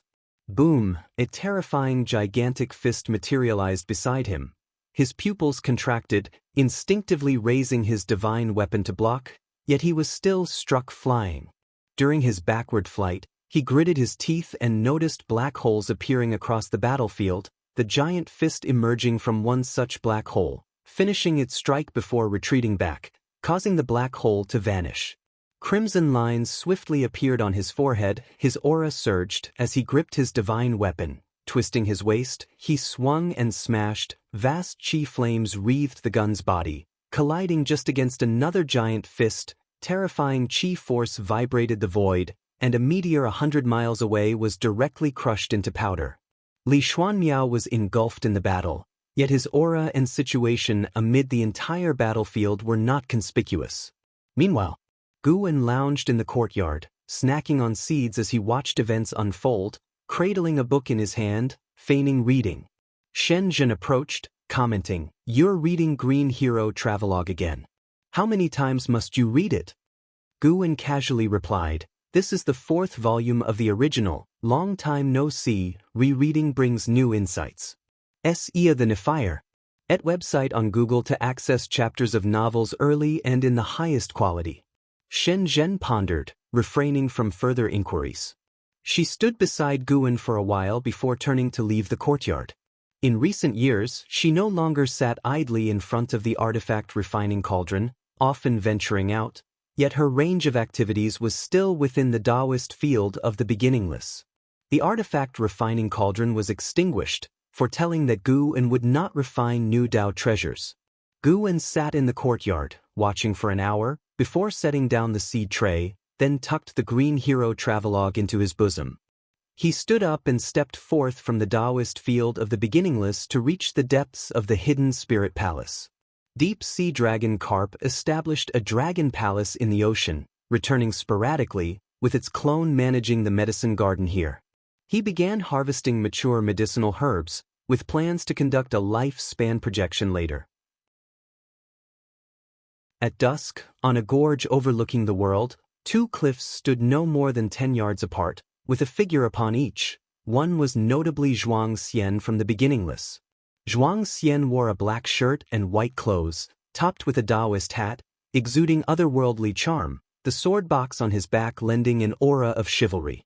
He furrowed his brows, gazing at the purple-robed man opposite, sternly stating, "Brother Lin, cease persisting in ignorance. The lives of cultivators are still lives.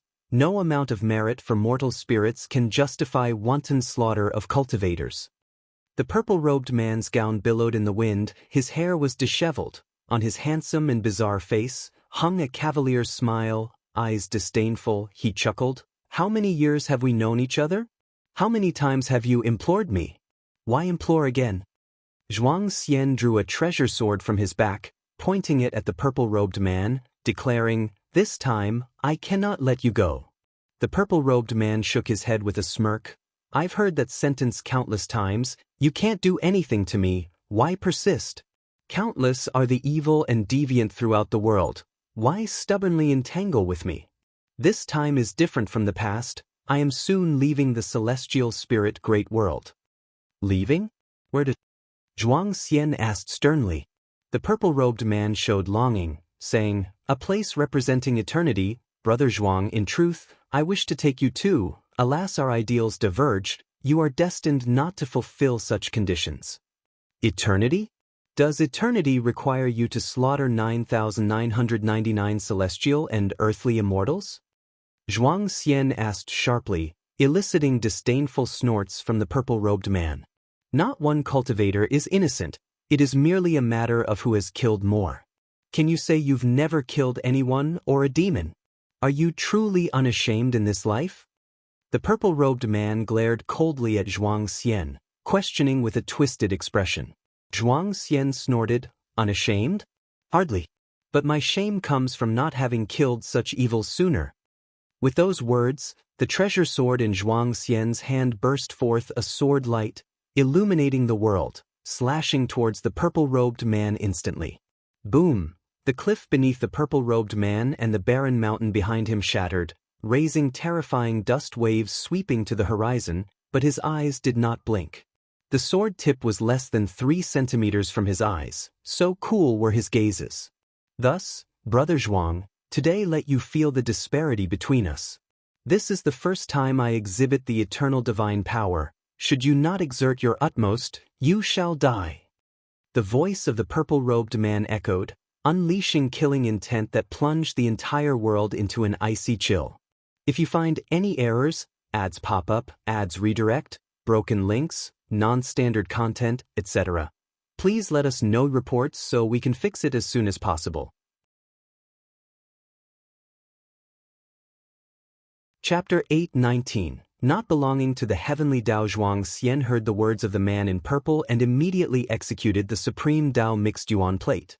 The vast mana, intertwined with Dao intent, erupted, surging into the clouds. Behind Zhuang Xian, a towering golden wheel rose, quickly solidifying and turning dark silver, its surface engraved with countless mysterious Dao patterns.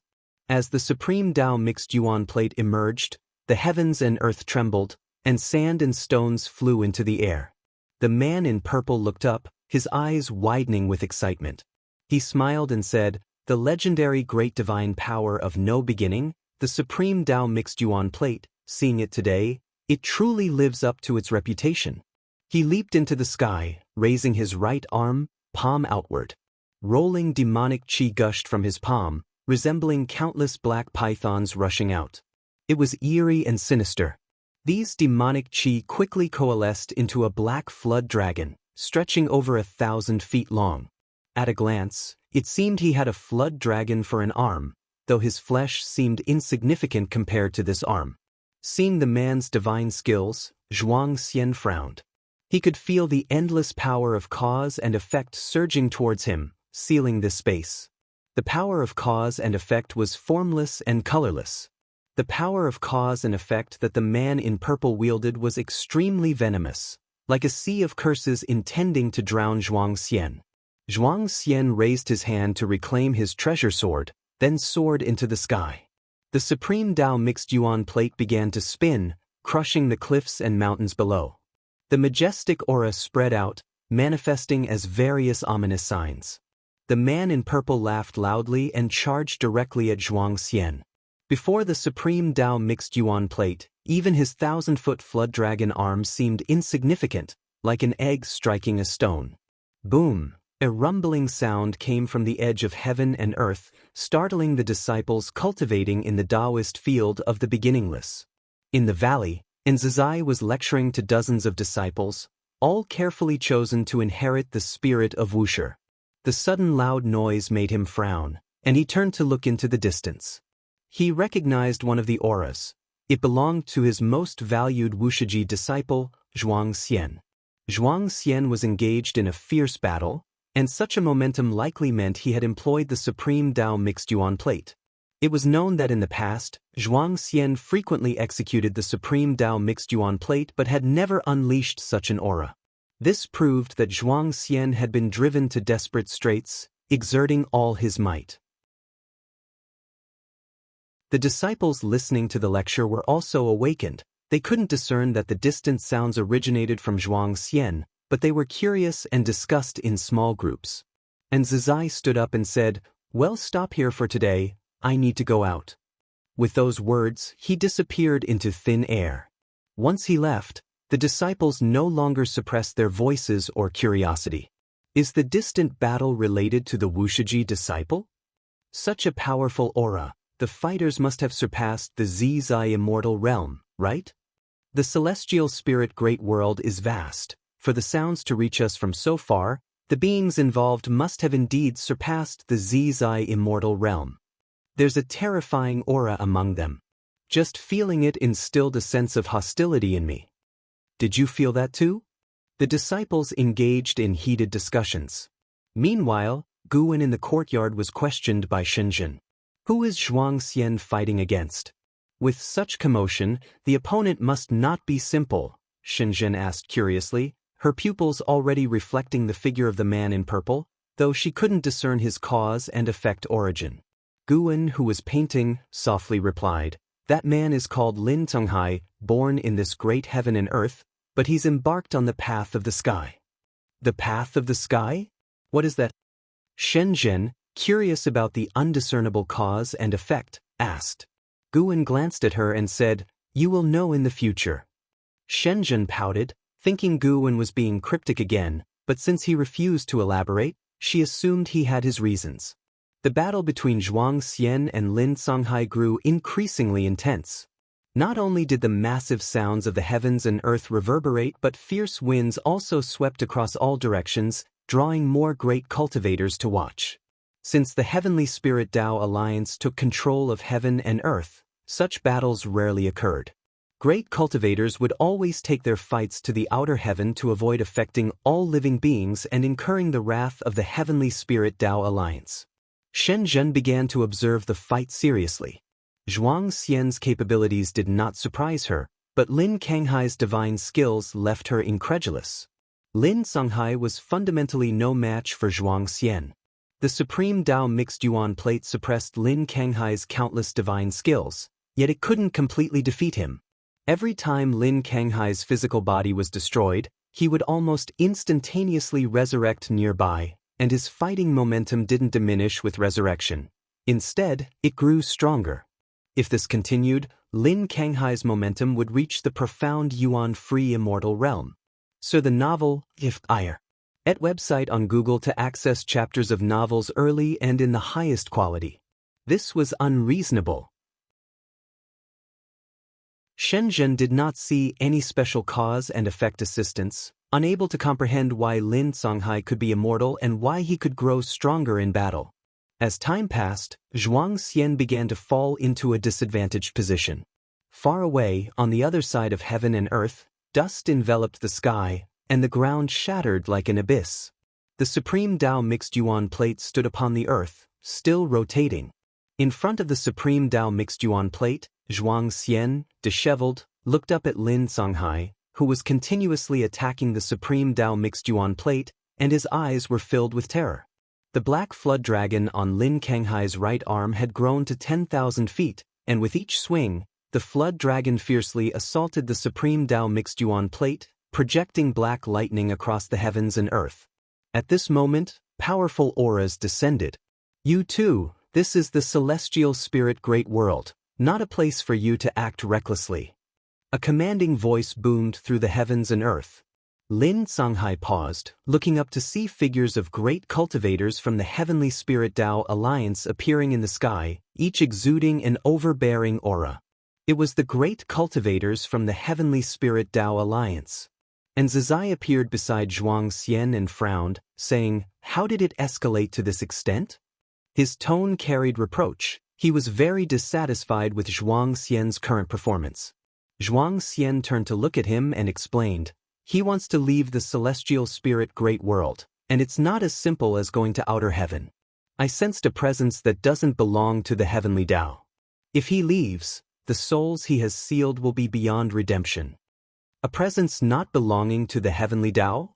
And Zizai shifted his gaze to Lin Songhai in the sky. Faced with numerous powerful divine senses locking onto him, Lin Songhai remained unfazed, smirking without explanation. He grabbed his right shoulder with his left hand and directly detached his right arm, blood spraying across the sky. This scene made the great cultivators of the heavenly spirit Tao alliance frown. At that moment, Lin Canghai's body convulsed, his head trembled incessantly, and his face contorted, with wisps of black aura wafting around him like fiery flames. A great cultivator of the heavenly spirit Tao alliance narrowed his eyes, immediately taking action. A jade bottle flew out from his sleeve, its mouth facing downward, shooting out a white light that enveloped Lin Songhai. The next second, the great cultivator's face changed dramatically. His supreme treasure was unable to capture Lin Songhai, a situation he had never encountered before. If you find any errors, ads pop up, ads redirect, broken links, non-standard content, etc., please let us know reports so we can fix it as soon as possible. Chapter 820. Eternal God bathed in white light, Lin Songhai continued to tremble all over, looking as if in pain, yet the ferocious smile on his face seemed excited. He seemed to be anticipating something. The other great cultivators of the heavenly spirit Tao alliance also sensed something was amiss and took action one after another. One by one, streams of mana were cast onto Lin Songhai but were dissipated by the black auras surrounding him. All the great cultivators felt as if their mana was falling into an abyss, instantly cutting off their connection and leaving them unable to discern how deep it truly was. This made them feel as if facing a formidable enemy, prompting them to scatter and encircle Lin Songhai. And Zizai also sensed something was off with Lin Songhai and stepped forward, saying, "Withdraw your divine skills, let us handle the aftermath from here." Zhuang Xian did not arrogantly hold back either, immediately dispelling the supreme Dao mixed yuan plate, only to see the black aura around Lin Songhai quickly converge into a black door as tall as 100 zhang, and as it opened from the right, waves of silver light poured out from within. An overwhelming might enveloped the entire celestial spirit great world, startling countless cultivators. In the boundless chain of mountains, a strong man meditating under a waterfall opened his eyes, his shirtless body adorned with 2 red dragon patterns that writhed. He lifted his gaze, frowning, with a sharp glint flashing in his eyes. He was none other than Son of Heaven Jieyan.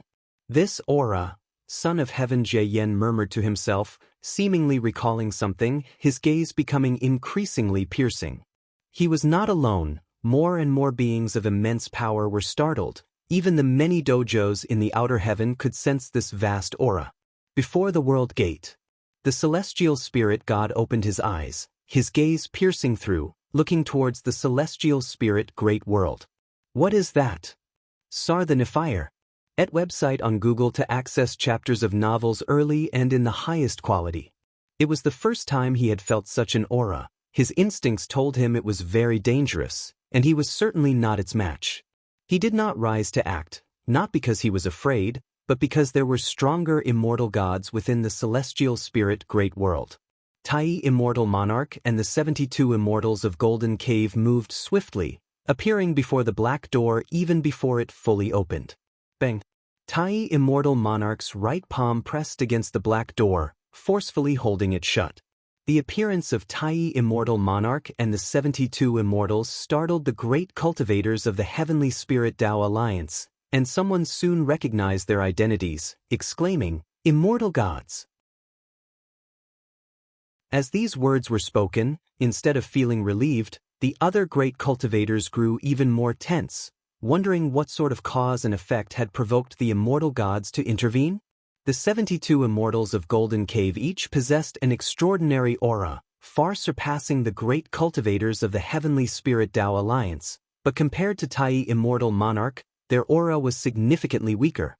The world fell silent, everyone held their breaths and fixed their gaze on Tai Immortal Monarch. And Zizai also refrained from taking action, watching Tai Immortal Monarch silently, for he had met Tai Immortal Monarch before and knew he was no ordinary immortal god. Zhuang Xian was not amazed by the appearance of immortal gods, but instead, his gaze remained complex as he looked at Lin Songhai. Seeing Lin Songhai trembling amidst the black aura, images of them years ago drinking and enjoying themselves, resolving grudges with pleasure, floated into his mind. Those joyous images were shattered by scenes of their numerous battles, returning to reality where they had completely turned against each other. Brother Zhuang, there are so many suffering people in this world. How can you save them all?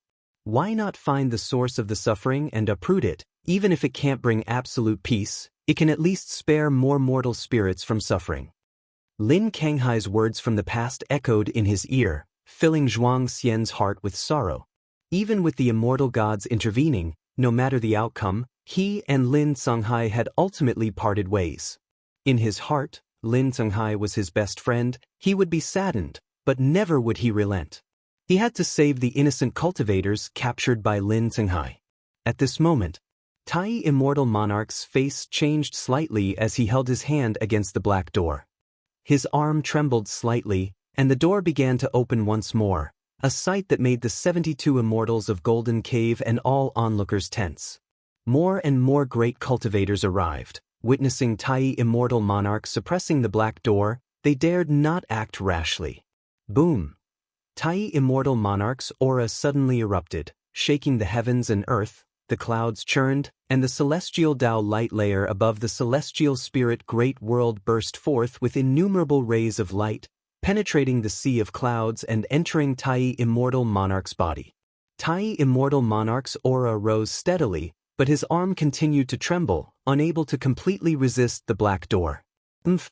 A cold snort came from the black door, causing Tai Immortal Monarch to leap back, putting distance between him and the door. Not just him, but the 72 immortals also backed away.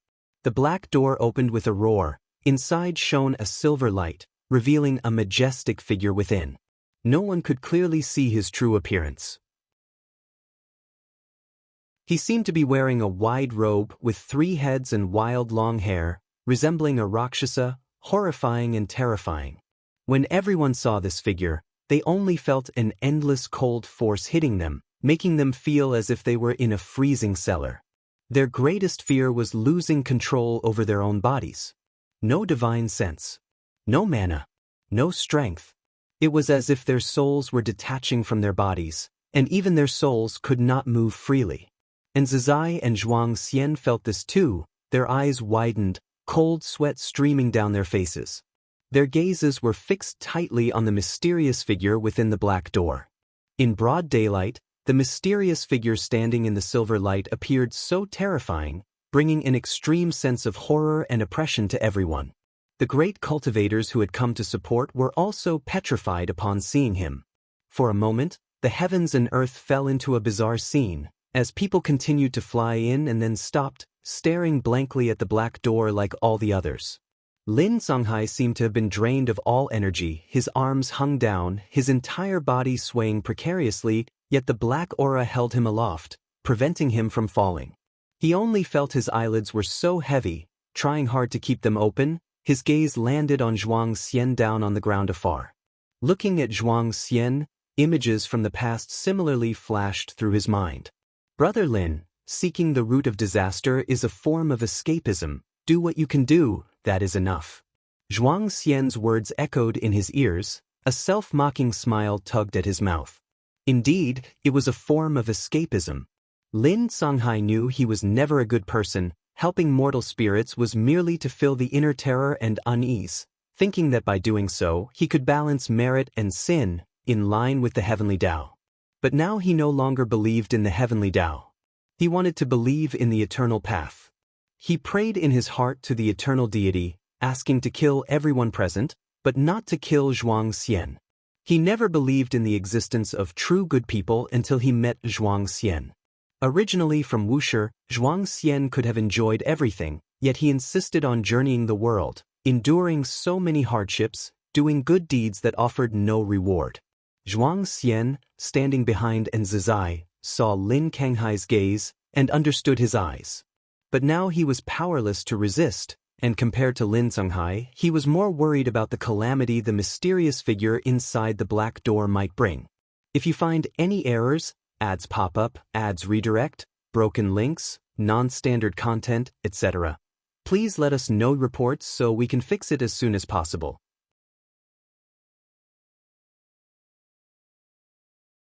Chapter 821. Stepping into the Heavenly Tao Silence. Oppression.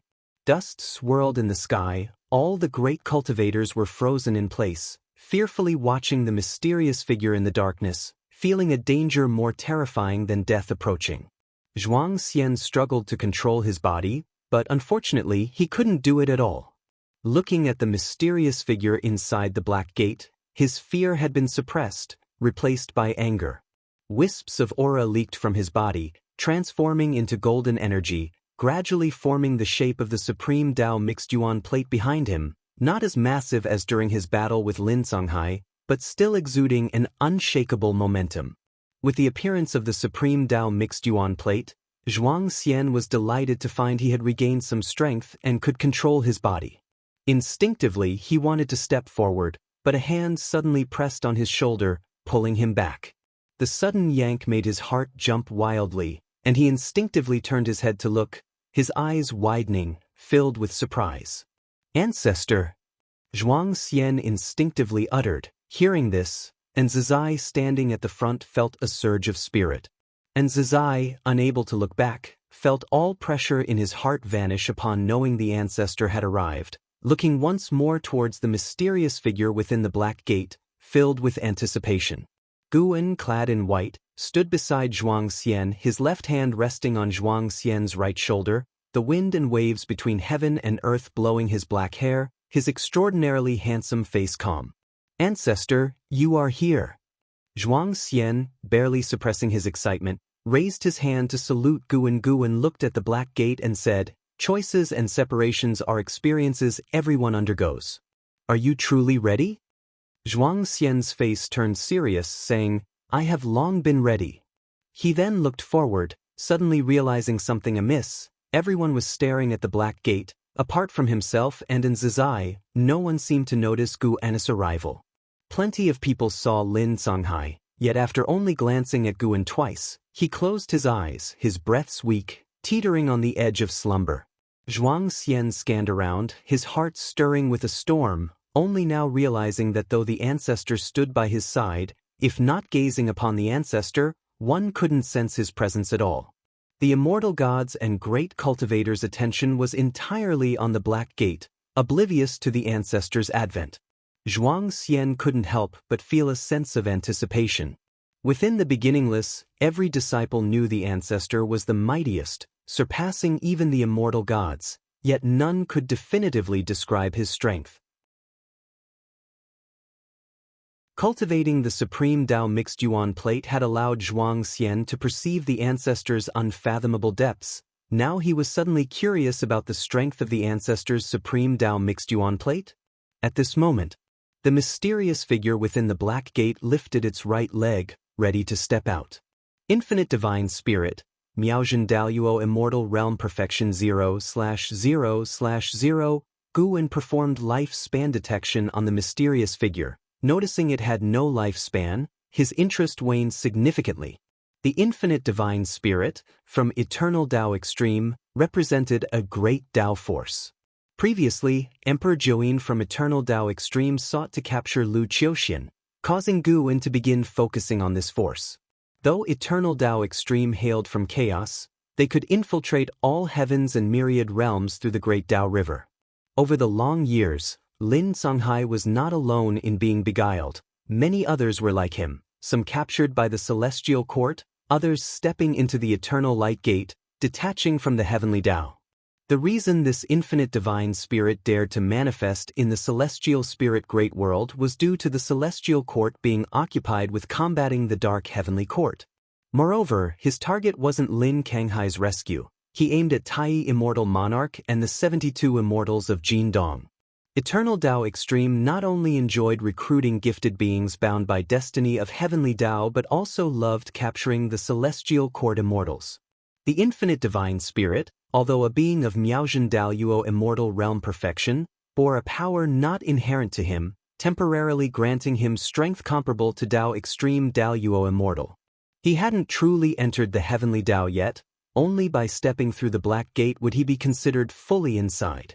Even without fully entering, his oppressive force already immobilized the immortal gods and great cultivators. Tai Immortal Monarch hovered in the air, watching the Infinite Divine Spirit step forward, a grim expression on his face, suddenly realizing the other was not here to rescue Lin Songhai, but to confront him. He could perceive an utterly venomous divine sense scrutinizing him. This reminded him of some rumors he heard in the Celestial Court. The other must hail from chaos. CTH Novelfire. Net * website on Google to access chapters of novels early and in the highest quality. Impossible. Must self-destruct. Immortal gods can resurrect after death, but if captured and taken away, the consequences would be unimaginable. Tai Immortal Monarch wanted to self-destruct, but he couldn't, unable to mobilize Celestial Tao destiny, unable to wield his own mana. Watching the Infinite Divine Spirit step 1 foot out of the Black Gate, he grew increasingly anxious. Not just him, but the 72 Immortals of Jin Dong also felt the malevolent divine sense probing, which heightened their tension. Meanwhile, more great cultivators hurried over, without exception. Once approaching the 100-mile radius around the Black Gate, all lost control over their bodies. Moreover, they were descending. With the Infinite Divine Spirit stepping into the Heavenly Tao, everyone felt as if their souls were being tread upon. Zhuang Xian and Nzizai's attention was also drawn to the movements of the Infinite Divine Spirit. After his right foot stepped out of the Black Gate, the Infinite Divine Spirit lifted his left foot. These 2 steps seemed so prolonged, causing everyone torment.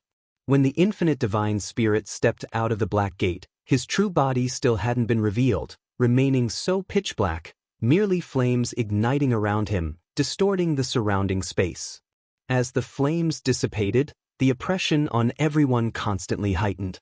Suddenly, the Infinite Divine Spirit looked down, glancing towards the direction facing him, precisely where Guan and Zhuang Xian were.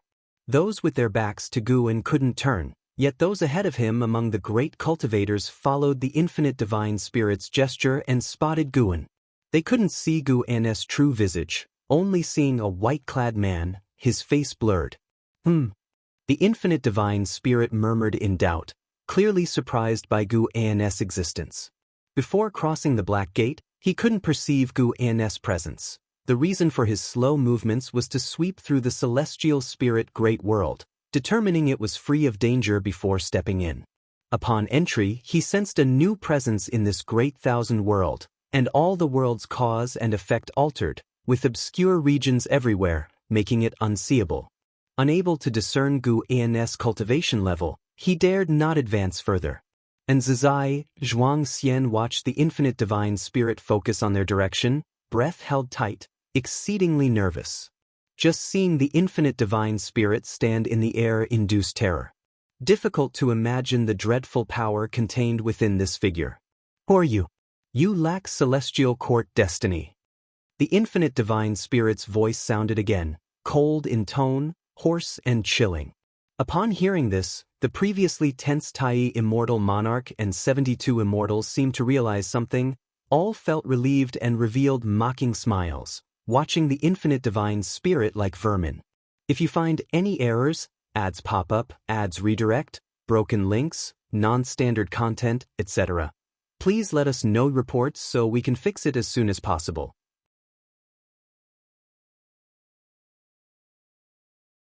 Chapter 8:22.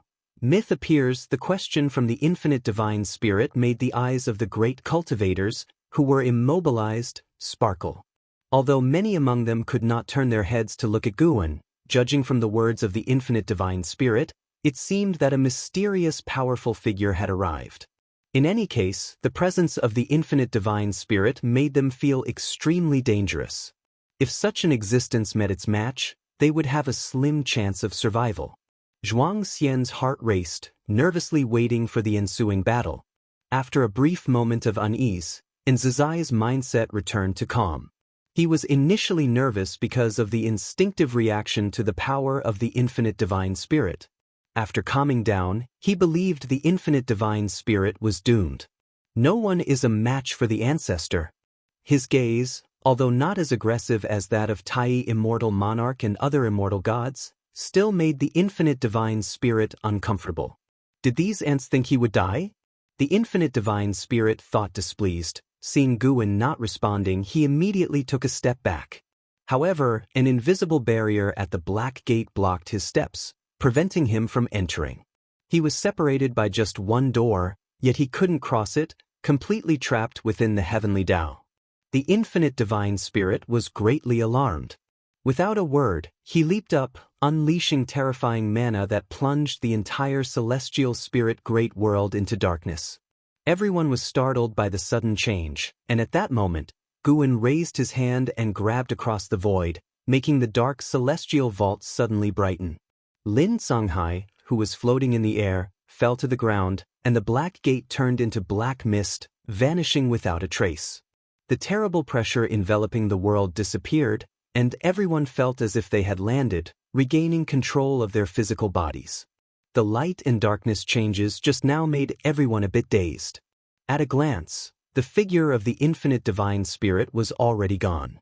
And Zizai and Zhuang Xian completely returned to their senses, vigilantly scanning the world in all directions. Ancestor, watch out, he might pull a trick. Zhuang Xian, while searching for the infinite divine spirit, turned around. When his gaze landed on Guan, he froze completely. He saw Guan standing still, raising his right hand. In the palm of his right hand was a small black figure, struggling as if it wanted to escape his palm, but it was blocked by an invisible barrier and couldn't escape at all. The figure? Zhuang Xian recognized the identity of the small figure. His eyes were fixed in astonishment. And Zizai, hearing Zhuang Xian's half-finished words, instinctively turned around. When he saw the infinite divine spirit in Guan's hand, he too was stunned.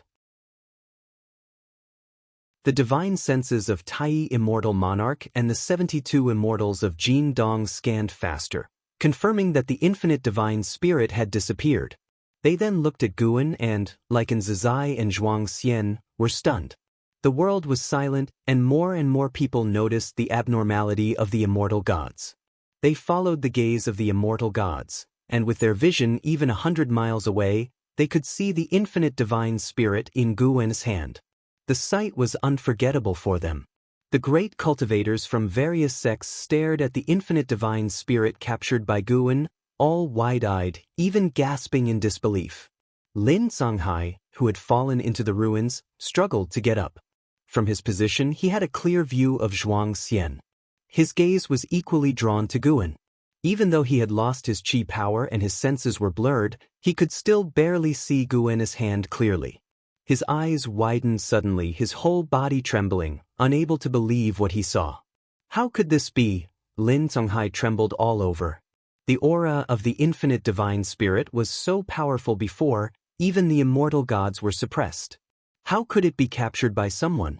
At this moment his faith crumbled. Before this, the eternal path was his pursuit, his hope of surviving in a chaotic world.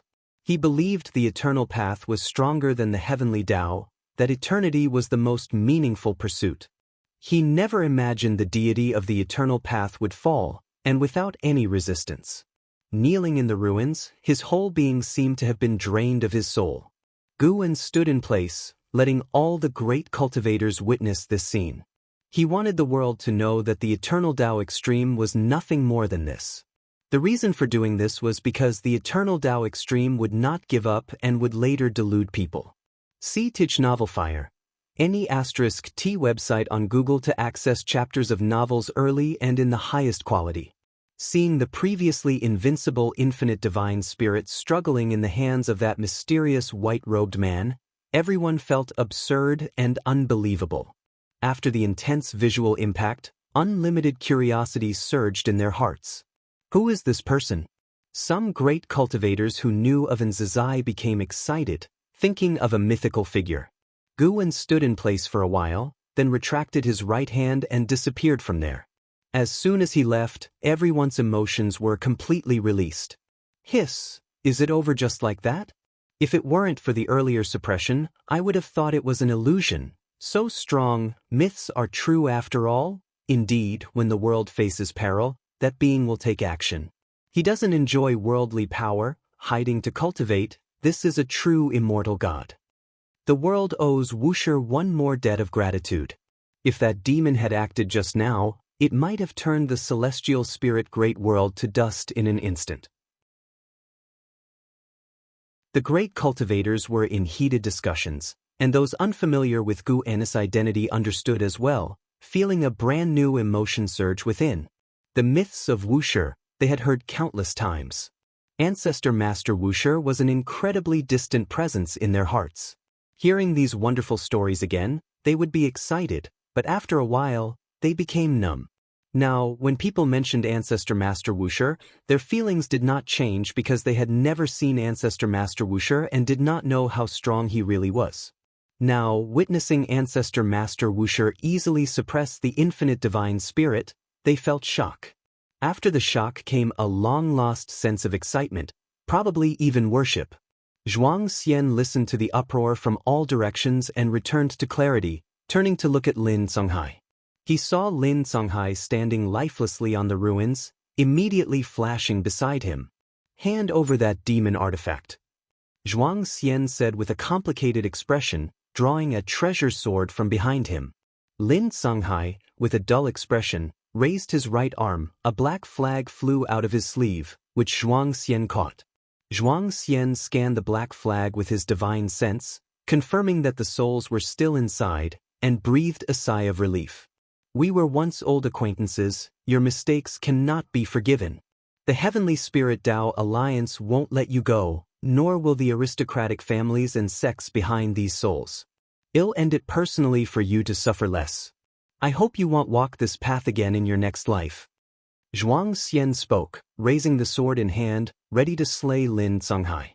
Lin Songhai didn't raise his head or avoid it, his face full of desolation. Suddenly, a hand grabbed Zhuang Xian's wrist, making it impossible for him to bring the sword down. He turned to see it was Zizai who intervened. "Ancestor, what are you doing?" Zhuang Xian asked with a frown. And Zizai looked at him and said, "I want to take him back to Wushi." Zhuang Xian said in a deep voice, "If you take him back to Wushi, how will the world view our Wushi? If you find any errors, ads pop up, ads redirect, broken links, non-standard content, etc., please let us know reports so we can fix it as soon as possible."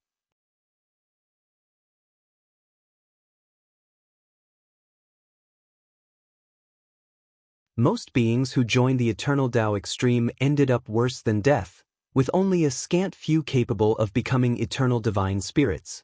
The gods of the Eternal Tao extreme would refine the souls of heavenly Tao beings, merging them into their destiny, thus enhancing the resistance of the Eternal Tao extreme destiny against the Celestial Tao destiny. The Eternal Tao extreme itself possessed countless gods, which were fundamental to their foundation. Long ago, the Eternal Tao extreme invaded the heavenly Tao, where the celestial emperor's great might slayed most of them. Since then, they dared not attack the celestial court again, yet the celestial emperor's strength filled them with longing for the heavenly Tao. These eternal divine spirits seduced the beings of the heavenly Tao through the great Tao river. Their methods for Lin Songhai were relatively gentle, yet many were forcibly abducted like Lu Qiuxian. The infinite divine spirit slaughtered countless beings of the heavenly Tao, consuming their cultivation levels, seizing their destiny, and even refining their souls into eternal treasures. Lin Kanghai's capture of many celestial and earthly immortal souls was at its behest. Guan then took out the Fate Pen and Infinite Sword Book. Holding the book in one hand and the pen in the other, he wrote the 4 characters of Infinite Divine Spirit on the Infinite Sword Book and then erased them with a stroke. 2 breaths later, "You successfully seized the Infinite Divine Spirit, Miaozhen Daluo Immortal Realm Perfection, 82,387,201,666, Gu N's lips curled upward, humming lightly, so-called eternity seems to be just a bluff. As long as there is lifespan, it is not eternal. The Fate Pen and the Infinite Sword Book are Gu N's life-bound magical treasures, refined through the way of cause and effect, strengthening as his cultivation grows, living and dying together. They represent the strongest power of the Supreme Emperor of Ultimate Merging Tao, so much so that even the destiny of the Eternal Tao extreme cannot completely isolate them, crossing countless light years and planes to slay enemies outside the Great Tao. After completing all this, Guan put the 2 life-bound magical treasures into his body, then lay on the steps to start a nap. During his nap, he used his own Tao intent to create an illusory scene of the Eternal Tao extreme, immersively experiencing the Eternal Tao extreme. From the current information, the Eternal Tao extreme might not be stronger than the Dark Heavenly Court, only that their destiny is more ancient. Of course, most importantly, neither force is comparable to the Celestial Court, allowing Guan to continue living under the Celestial Court's protection. It's worth mentioning that the Eternal Tao Extreme and Dark Heavenly Court are also in hostile relations. The Eternal Tao Extreme once attempted to devour the Dark Heavenly Court but failed, leaving an irreconcilable hatred between the two. It is no exaggeration to say the Dark Heavenly Court almost fell before the Eternal Tao Extreme, yet the resilience of the Dark Heavenly Court made the Eternal Tao Extreme longs for Heavenly Tao power even more. Guan suddenly had an idea. Could there be saints deep within chaos? Ancestor Master Wushi saves the world. This news quickly spread across the land, with the pressure of the infinite divine spirit enveloping both within and beyond the heavens, making all living beings uneasy. Although the infinite divine spirit was never seen in person, the fear was real. Upon hearing that Ancestor Master Wushi had eradicated the evil demon, all beings in the world sighed in relief. For most beings, the world had been peaceful for too long, and the occurrence of any catastrophe was understandable. This event also unearthed many myths about Wushi, with more and more cultivators wanting to join the Wushi sect. Heavenly Spirit Tao Alliance, Su Mansion. In a courtyard, young Su Han wielded his sword, condensing sword intent, while glancing at Zhen Qin meditating atop the courtyard wall. Zhen Qin wore a hooded purple robe, appearing mysterious. The half of her face exposed was fair and her lips like flowers, evoking fantasies. "Master, have you heard of Wuxia? No, have you been there?" Su Han asked, his face full of curiosity. From early morning, the mansion was filled with rumors about Wuxia. After inquiring, he felt his blood boil. It was the first time he learned that such immortals existed in the world and such a holy land secretly protected all living beings. "This is truly the people of immortal cultivation," Zhen Qin calmly replied. "Heard of it, never been." "Master, how do you view Ancestor Master Wuxia? Do you think those rumors are true?" Su Han pursued. He held great respect for Zhen Qin, and his grandfather also respected her, making him ever curious about Zhen Qin's origins. Unfortunately, Zhen Qin did not say, nor did his grandfather want to reveal. Because she is so mysterious, he always felt Zhen Qin was a renowned great cultivator incognito.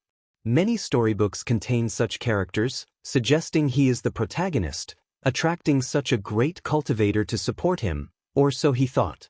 Ancestor Master Wuxia saved the world more than once. He is the only being worthy of the title immortal in the world. Even true immortal gods cannot compare. Those rumors hardly depict his greatness and strength. Zhen Qin's response made Su Han's eyes widen, rendering him more excited. "If you find any errors, ads pop up, ads redirect, broken links, non-standard content, etc., please let us know reports so we can fix it as soon as possible."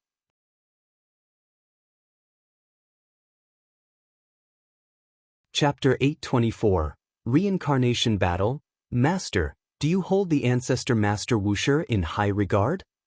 Su Han inquired further, his concentrated sword intent slightly unstable, with threads of sword qi dissipating outwards. But he didn't mind, his attention was already on his master. Zhen Qin responded, "Everyone in this world dares to respect him, and any words of praise are not enough." It was the first time Su Han had heard his master speak so effusively about someone, which made him imagine more about the Ancestor Master Wuxia. "Master, can you tell me the myths about Wuxia that you've heard? How about something I haven't heard before? I've heard that the Ancestor Master Wuxia was born before the opening of heaven and earth. Was he human or a demon? Also, how many disciples does Wuxia have? It's said that a fourth-generation disciple of Wuxia is coming to visit the Heavenly Spirit Tao Alliance. The person hasn't even arrived, and the preparations have already begun." Su Han's endless questions left Zhen Qin no opportunity to respond. Once he finished his questions in one breath, he looked at Zhen Qin with anticipation. Zhen Qin slightly raised her head, revealing a pair of cool and beautiful eyes from under her hat, and glanced at Su Han, saying, "Consolidate your sword intent first, then ask these questions. I can tell you what the world doesn't know about Wuxia." Upon hearing this, Su Han became instantly excited and quickly promised that he would definitely succeed. Then, Zhen Qin closed her eyes and continued her practice, while Su Han also began to focus on solidifying his sword intent. In the blink of an eye, a month passed. Boom! A surge of sword intent erupted from the courtyard, scattering the clouds in the sky and startling the birds in the forest. Holding his sword, Su Han's robe flapped in the wind, and his long hair fluttered as well. He looked at the silver glow of sword intent on the blade, displaying a proud and excited smile.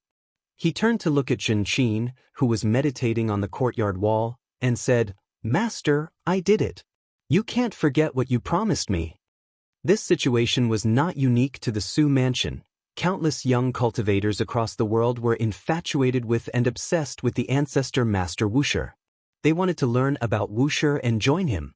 Since that battle, whenever a disciple of Wuxia went out to train, they would receive grand treatment everywhere. And within the Taoist field of the beginningless, the disciples were equally excited and proud, though they couldn't see Guan. On this day, Nzizai came to the bamboo grove to meet Guan. "Ancestor, how should we deal with Lin Songhai?" After saluting, Nzizai respectfully asked. The reason he wanted to remove Lin Songhai was mainly for Zhuang Xian's sake.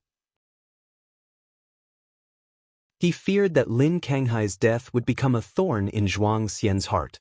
If Zhuang Xian later realized that his path was not absolutely correct, Would he be filled with regrets? He was afraid that Zhuang Xian might become a calamity, as Guan had described. If such a situation arose, he wouldn't know how to face Guan or how to handle Zhuang Xian. When he saw Lin Songhai, Zizai realized that he wasn't as powerful as he imagined and had vulnerabilities too. While carving a wood sculpture, Guan casually said, "Kill him, throw him into reincarnation, allow him to accumulate 1,000 lifetimes of good deeds, and then give him a chance to turn back." Upon hearing this, Zizai breathed a sigh of relief. It sounded harsh, but for a cultivator, if one could regain one's memories, it wouldn't count as true death. Reincarnation was terrifying. Without the help of a great power, once thrown into reincarnation, one would inevitably have all past causes and effects erased until becoming a new being. From a worldly perspective, dying in this life would end the causes and effects of this life. No one would chase an enemy into the next life, nor could they find them. And Zizai further asked, "Ancestor, do you need to interrogate him?" Guan waved his hand, indicating he could leave. And Zizai secretly wondered if the ancestor already knew about the outer heaven power behind Lin Songhai. Indeed, the higher the cultivation level, the more one sees. The ancestor didn't need to interrogate, a glance could reveal all illusions. And Zizai saluted, then turned and left. Guan continued focusing on his task at hand. To him, Lin Songhai was just an inconsequential person. The reason he was giving Lin Songhai a chance was that Lin Songhai had indeed saved countless mortal spirits. In the eyes of mortal spirits, Lin Songhai might be a saint. The immortal cultivation realm also had distinctions of good and evil, but if everyone were dealt with strictly by standards of good and evil, the world would be in chaos. Transcendence had fewer constraints than mortal spirits, so naturally, the standards of good and evil couldn't be the same. So the novel, Net website on Google to access chapters of novels early and in the highest quality. Guan was born immortal and, regardless of what others thought, preferred rules that leaned toward the mortal spirit's way. Even Zhuang Xian has become less interesting. I wonder when the next disciple that piques my interest will appear. Guan muttered to himself. He was willing to teach Zhuang Xian not only because of LV Baishan sake but also because he found the young man's peculiar temperament interesting. He continued carving while glancing towards outer heaven. Su Ling, who had received the inheritance of the heaven-splitting axe, was currently training in outer heaven. He delved into the depths of the universe, an area once called the Silent Extinction Domain, where danger and opportunity coexisted. Within the Heavenly Spirit Tao Alliance, Su Ling was already a prestigious figure. But in outer heaven, no one would pamper him. If an opportunity arose, anyone would compete for it. At the moment, Su Ling was besieged by a group of cultivators of the same realm. Relying on the heaven-splitting divine axe, he held his ground and grew increasingly vigorous in battle. Guan could tell that Su Ling's strength wasn't on the same level as those opponents, but Su Ling hadn't resorted to lethal force. He was enjoying the fight, wanting to intimidate the enemies into fleeing. Though more free-spirited and smooth than Zhuang Xian, he's not as decisive in slaying. Guan mused to himself, then turned his gaze to those old acquaintances. Liya had recently encountered an opportunity to ascend to immortality, but he was hesitating on whether to do so. Tian Hao had obtained the Celestial Emperor's inheritance and had been in seclusion in the misty immortal court, advancing rapidly in cultivation. Zhang Buku was training with Su Yu in the Celestial Extreme Nine Heavens, having received a great divine power from the Nine Heavens Immortal Emperor, blessed with considerable fuyun. Zhu Shi was still in the Taiwei Great World, yet she wasn't burdened by power, devoting most of her energy to her own cultivation. Guan also looked towards the Celestial Court. Both Yang Jian and Li Xuanmiao were doing quite well. They continually earned merits in battles against the Dark Heavenly Court, enhancing their celestial Tao destiny. And then there was the progeny of his reincarnation body, the Celestial Destruction God.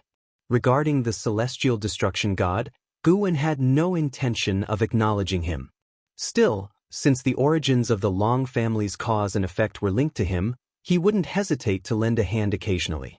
He often claimed to be unconcerned, yet couldn't help but get involved. Guan was aware of this quirk of his, but he didn't consider it a fault. On the contrary, he found it interesting. Of course, he was also delighted because he had the capability to undertake these tasks. It's been a long time since I've conducted a lifespan reincarnation. Today seems fit for one. With my current cultivation level, could the reincarnation body be so powerful that it would only fall to a mixed element profound venerable immortal? If that's the case, who could stop him? Thinking this, Guan suddenly found it amusing that if he carried out a lifespan reincarnation, he might again encounter the Celestial Emperor.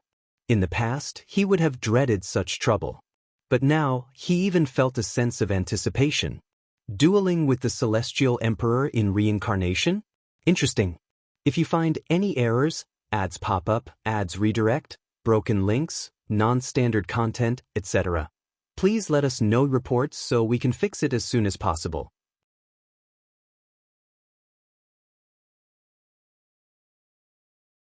Chapter 825. Walking the invincible path again. After Guan carved a wooden figure, he set it down. Immediately, the wooden figure stood on the ground and started twitching. Its wooden body seemed to come to life, moving its limbs more and more agilely. Finally, the wooden figure transformed into a wood spirit. It looked the same as before, but it was clearly more vigorous and lively compared to before. The wood spirit waved at Guan and then burrowed into the soil, disappearing from sight. Guan smiled. He stood up, stretched lazily, and walked along the path. He was planning to find a new place to settle down and begin a round of lifespan reincarnation. Walking through the bamboo forest, he pondered about what attitude he should adopt for his upcoming reincarnation choices. If it's the same as before, it would be quite dull. Currently, lifespan reincarnation is no longer as significant for Guan's assistance. He doesn't need more secret skill, Taoist technique. For him, this function is more of an immersive experience, more real than lifespan projection, akin to truly experiencing reincarnation. Let him personally enter reincarnation and disappear for many years. He wouldn't feel at ease concerning reality. But lifespan reincarnation is different. He can experience a lengthy life within just 1 or 2 hours. After leaving the bamboo forest, Guan walked ahead as he always did, appreciating his dojo. The disciples he encountered kept their distance and respectfully saluted, not daring to approach or disturb. Within the Taoist field of the beginningless, the ancestors' dominance remained high. Even though Guan wore a smile, the disciples still felt immense pressure since their master and ancestor had instructed them not to show any disrespect before the ancestor. While observing the scenery along the way, Guan once again peered into the future of the beginningless. The future of anything contains numerous possibilities. The stronger the forces involved, the more extensive the cause and effect, leading to countless potential futures. With numerous disciples mastering vast powers, the future of the beginningless naturally becomes multifaceted, possibly different each day. For cultivators like Guan, no matter how varied the changes are, he viewed them without fear that the beginningless future might alter but merely to see in which direction it might change. The destiny changes in the beginningless allowed Guan to see in Zizai's efforts, and Zizai was worried that the beginningless might encounter troubles, becoming stricter with the disciples. Guan was neither opposed to nor supportive of Zizai's efforts. He simply watched quietly. And Zizai's efforts influenced the fate of the beginningless, which served as a microcosm. All beings in the world continuously exert influence upon each existence.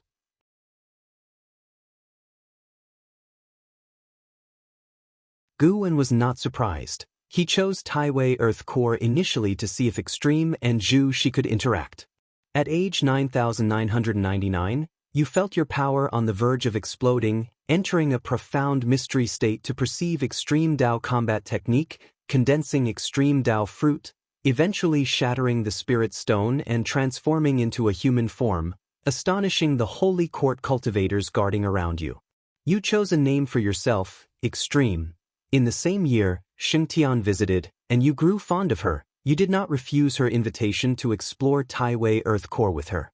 During this period, Shengtian wished to take you as a disciple, a decision you must make. No. Agreeing would contradict the natural path, wouldn't it? Guan immediately decided. Sir the Novelier, T website on Google to access chapters of novels early and in the highest quality. You rejected Shengshen's offer of discipleship. Although Sheng Tian felt regret, she was not upset. She insisted on imparting you the cultivation method but was astonished by your display of extreme Dao combat technique. In the following cues, Sheng Tian guided Extreme through Taiwei Earth Core, visiting numerous ancient dojos and ruins, during which Extreme continuously showcased cultivation talent and comprehension, astonishing Sheng Tian multiple times. Moreover, Extreme acquired battle armor and divine weapon, as if these treasures naturally awaited his arrival. Years later, Extreme followed Sheng Tian to the Taiwei Great World, entering seclusion for cultivation within the Holy Court. In just 1,000 years, he reached Zizai Immortal Realm, shocking the entire Holy Court. As a result, Sheng Tian proclaimed to the world, appointing Extreme as the Holy Court's heavenly strategy war god, declaring him a supreme treasure bestowed upon Taiwei Great World by the heavens. 500 years later, Extreme surpassed Zizai Immortal Realm, bidding farewell to Sheng Tian, wanting to explore the Taiwei Great World alone. Sheng Tian did not object. Within the Taiwei Great World, the Holy Court held absolute dominion. Extreme encountered someone in distress and decided to help. Consequently, the harasser wouldn't relent and was ultimately killed by Extreme, leading him to discover his lifespan evolution ability. If you find any errors, ads pop up, ads redirect, broken links, non-standard content, etc., please let us know reports so we can fix it as soon as possible.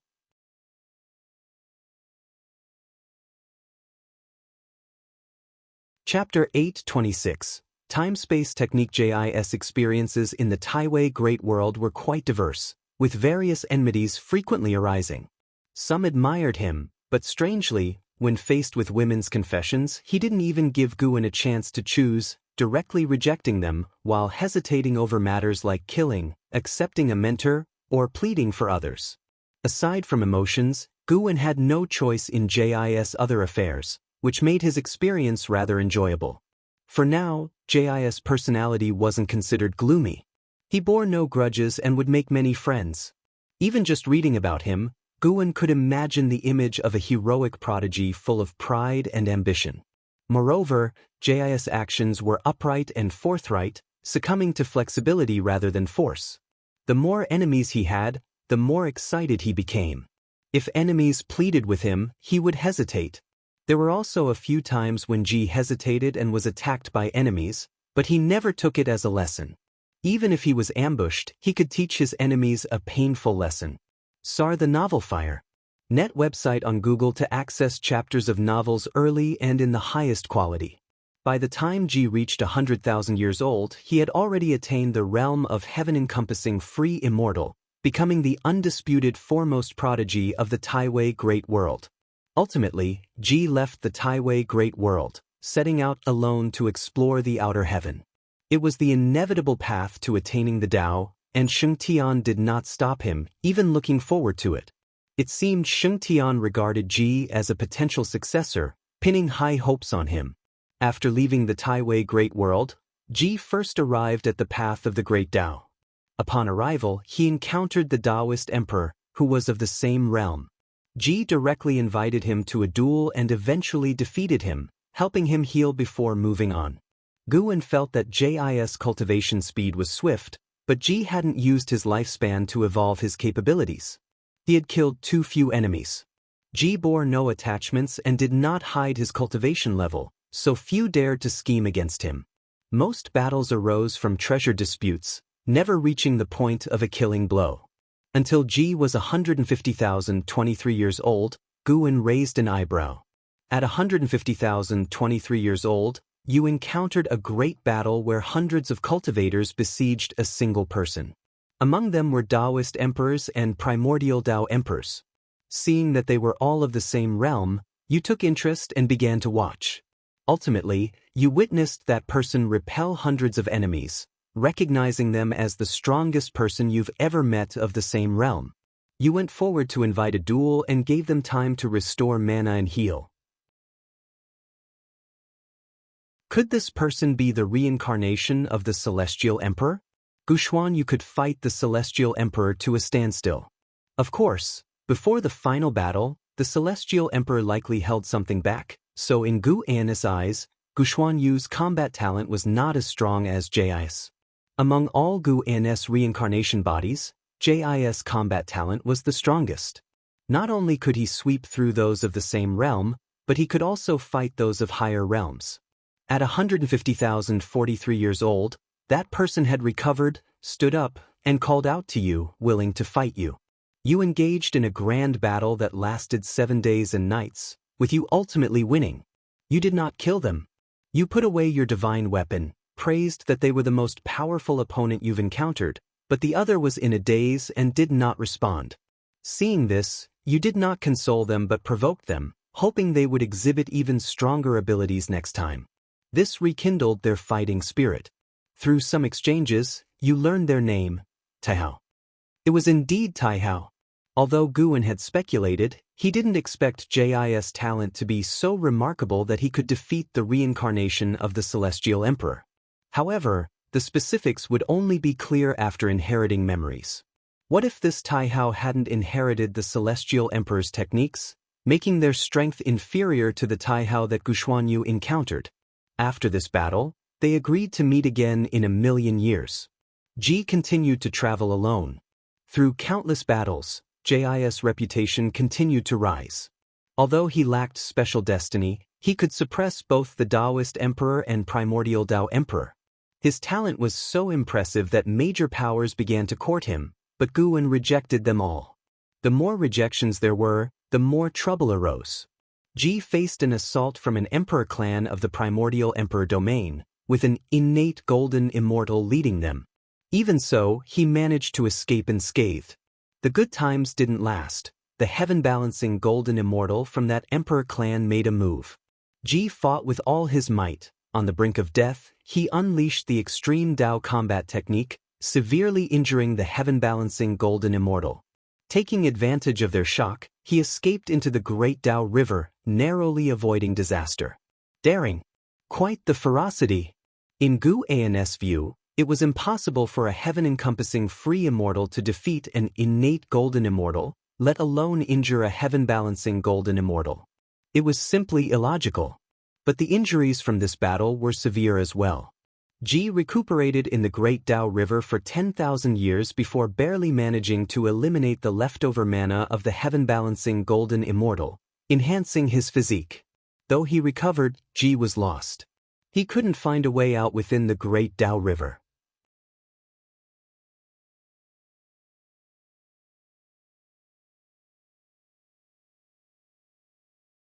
Chapter 827. After confirming his target, Ji began his long years of closed-door training. In just 100,000 years, he had reached the innate golden immortal realm. The crossing the tribulation was earth-shattering, attracting many great powers to come and watch. With great enthusiasm, Ji directly challenged them, defeating all contenders and making a name for himself in the Primordial Emperor domain. Ji then began traversing the world, continuously encountering people and events, which presented Guan with many choices. As before, Guan could not involve himself in matters of affection, directly refusing them, but he always managed to meddle in other matters. No matter how much his cultivation level increased, Ji remained true to his original intentions, ignoring emotions and focusing solely on becoming stronger. The Primordial Emperor domain was far more vast than the Taiwei Great World. As Ji waged battles along the way, this path seemed endless, with numerous great emperors, emperor clans, imperial dynasties, and sects constantly appearing in the prompts, keeping Guan thoroughly entertained. At the age of 321,642, you were at the World Sword Mansion gaining sword enlightenment when the ancient sword soul emerged, appearing before you, wishing to become your master. Would you choose to agree? Ji had no need for external aids. If this sword soul caused any trouble in the future, he would have to clean up the mess, which was too bothersome. Guan hoped Ji could maintain his unattached state so that he could focus solely on becoming stronger. After rejecting the ancient sword soul, Ji still encountered troubles as the World Sword Mansion tried to forcibly retain him, resulting in unpleasantness and a fierce battle where he relied on his formidable strength to break through the encirclement. After leaving the World Sword Mansion, Ji did not linger. He found a way to become stronger through battles, and even without frequently killing enemies, his cultivation level was rapidly growing. 1,000,000 years later, Ji stepped into the heaven-balancing golden immortal realm, becoming an unparalleled powerhouse whose fame was unmatched. Later, Ji encountered a person who was the founder of the Emperor clan he sought revenge against, but he was still too young. Seeing him kneeling before him, begging for mercy, Ji hesitated whether to let him go. Guan made the decision for him, letting him go. The invincible should not fear the birth of new enemies, and besides, changing the past related to oneself risks karma retribution. Ji spared the primordial ancestor of the Emperor clan, and he had no further regrets about the primordial Emperor domain. After staying in this realm for millions of years, sweeping through the strong, undefeated, he was content, and he used the time-space technique to leave. Upon returning to the River of Destiny, Ji was still unable to escape its bounds. There was a powerful force in the dark that restricted him, but he was not discouraged as it was this force that helped him evade the death calamity. What he needed to do was forge a path to life himself. He used the time-space technique again, arriving in another great world, which was unfamiliar to him. He was uncertain if he had returned to his timeline, but he did not care and resumed his path of battle. Seeking strong adversaries, challenging them, achieving victory, repeating the cycle. Just like before, initially he caused much trouble, but as he defeated more opponents and never killed those without grievances, the beings of this great world began to admire him. Guan continuously faced choices, the process being very relaxed. Since achieving the golden immortal realm, Ji had never been embarrassed, defeating whoever he fought against. No matter how many enemies came, he could repel them. Indeed, it was defeating, not retreating. Guan could distinctly feel a forward momentum emerging from Ji, something that past reincarnation bodies like Yang Xian, Long Zhan, and Guxuanyu lacked. After sweeping the world, Ji used the time-space technique once more. Unable to leave the River of Destiny, he continued to use the time-space technique. Wherever he went, he would conquer, and only leave when he had no battles left to fight. After sweeping through the 5 directions plane and great worlds, Ji achieved the Taiqing Golden Immortal Realm. After 30 applications of the time-space technique, Ji attained the heaven-opening Daluo Immortal Realm. Finally, he could break free from the constraints of the River of Destiny, returning to the path of the Great Tao, and then he encountered Taihao. At the age of 2,379,662, you met Taihao, an old opponent. Taihao challenged you, and you sensed a strong temporal cause and effect in Taihao, realizing he might have experiences similar to yours. Taihao was also in the heaven-opening Daluo Immortal Realm, and you gladly accepted the challenge, commencing a prolonged battle. At the age of 2,379,694, your battle with Taihao led to the collapse of the Great Tao. At the age of 2,379,695, you finally defeated Taihao. Taihao was disheartened but genuinely admired your strength, conceding wholeheartedly. He invited you to journey along the path of the Great Tao together. Do you choose to agree? Having been sworn brothers for a lifetime is enough. Being Taihao's brother is a deadly affair. Guan decisively made the choice, secretly pleased. As expected of Ji, Taihao had been defeated by Ji a second time, even though it was clearly more challenging this time, but a win is a win. Far better than Guxuanyu, whose greatest achievement was mutual destruction. You refused Taihao's request, and Taihao felt regret, agreeing to meet again for another battle. You gladly accepted, praising him as still your greatest opponent, which pleased Taihao, and you both parted ways. After parting with Taihao, Ji left the path of the Great Tao, planning to return to the Taiwei Great World. Upon discovering that time continued to flow there during his time travel, albeit not as quickly as during his travels, Ji returned to the Taiwei Great World and met Shengtian. Upon learning of his cultivation level, Shengtian was gratified, and Ji discovered that Shengtian was also a heaven-opening Daoyuo immortal. Shengtian invited Ji to participate in a holy court meeting. During the meeting in the Grand Hall, upon hearing that someone from the holy court was captured by the 9 Divine Mansion, Ji volunteered, willing to make a trip to the underworld, and after a moment's hesitation, Shengtian agreed to send him to the underworld. Seeing the words 9 Divine Mansion, Guan couldn't help but think of Guxuanyu's life. Encountering this force again, it's truly been around for a long time. Speaking of which, Guxuanyu harbored a deep-seated enmity with the 9 Divine Mansion, persisting even to death. This time, let's see if Ji can avenge him. Before the 9 Divine Mansion, Ji declared his origins, but was expelled by their keepers. He chose to force his way in. Having stood for countless years, the 9 Divine Mansion was not easy to shake, as they also possessed Daoyuo immortals. Relying on the time-space technique, even if unable to defeat the mansion's strong warriors, Guan believed Ji could escape alive. But Ji was tougher than expected. Even forcing out Miao Zhen Daoyuo immortal, he insisted on fighting, and that Miao Zhen Daoyuo immortal couldn't defeat him. Eventually, the pavilion master of the 9 Divine Mansion was alarmed, personally coming out to stop the fight, agreeing to return the holy court disciple, thus resolving the conflict. Afterward, the pavilion master invited Ji as a guest. Guan declined on J's behalf, but the pavilion master was too enthusiastic, holding on to J's hand, leaving him no choice but to agree. Essia the Novel Fire. Net * website on Google to access chapters of novels early and in the highest quality. The pavilion master hosted a grand banquet, gathering many great powers of the 9 Divine Mansion to introduce Ji, praising him as possessing the potential to transcend and offering his daughter in marriage to Ji. Without waiting for Guan's choice, Ji directly refused. If you find any errors, ads pop up, ads redirect, broken links, non-standard content, etc., please let us know reports so we can fix it as soon as possible.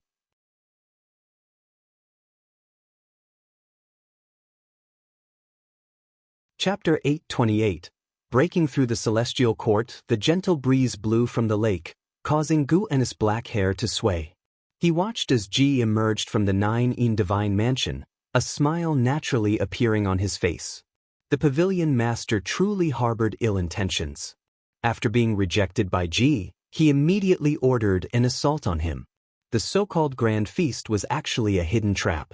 Unfortunately, despite all his scheming, the pavilion master couldn't keep Ji there. Ji not only escaped unharmed but also rescued the disciple of the holy court.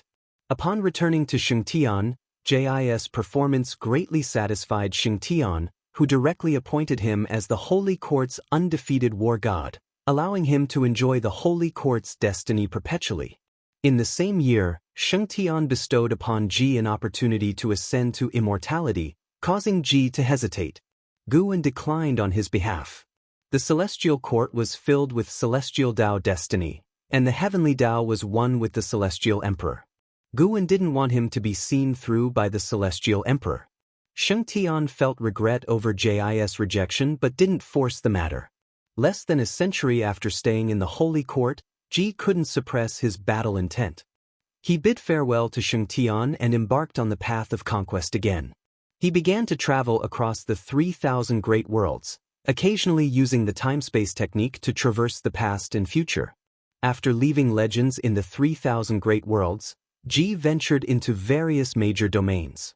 The Endless Dao Mountain, Immortal Cave Heaven, Misty Immortal Court, Ling Mountain, Golden Immortal Ancestor Tree, Taiching Deep Realm, Netherworld Deep Sea, and other places previously mentioned in the lifespan breakthrough hints appeared before Guan. Notably, Ji encountered the Celestial Buddha at Ling Mountain.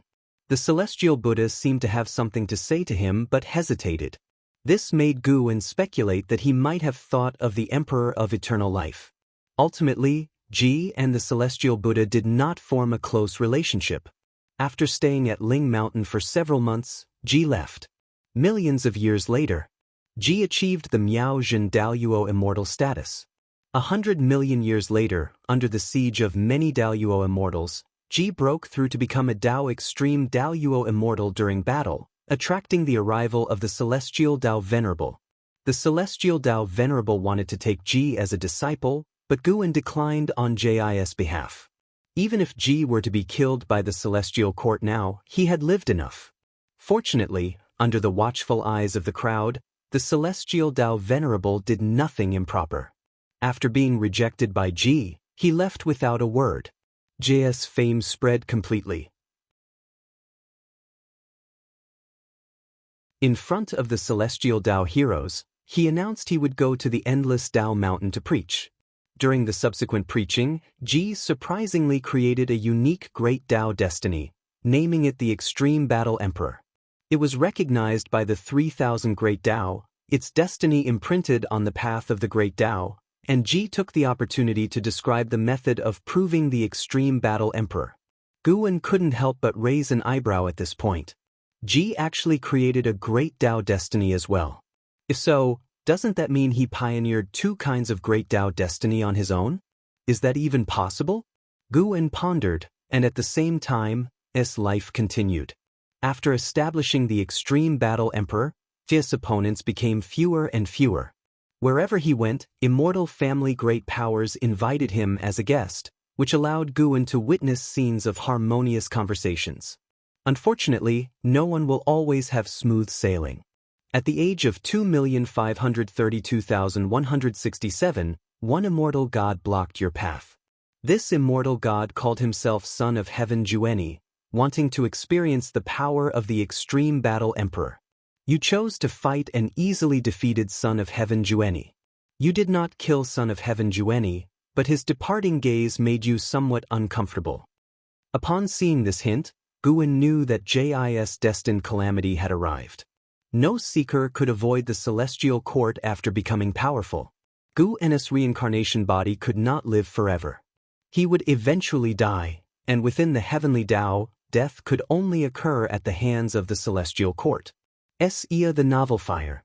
Net website on Google to access chapters of novels early and in the highest quality.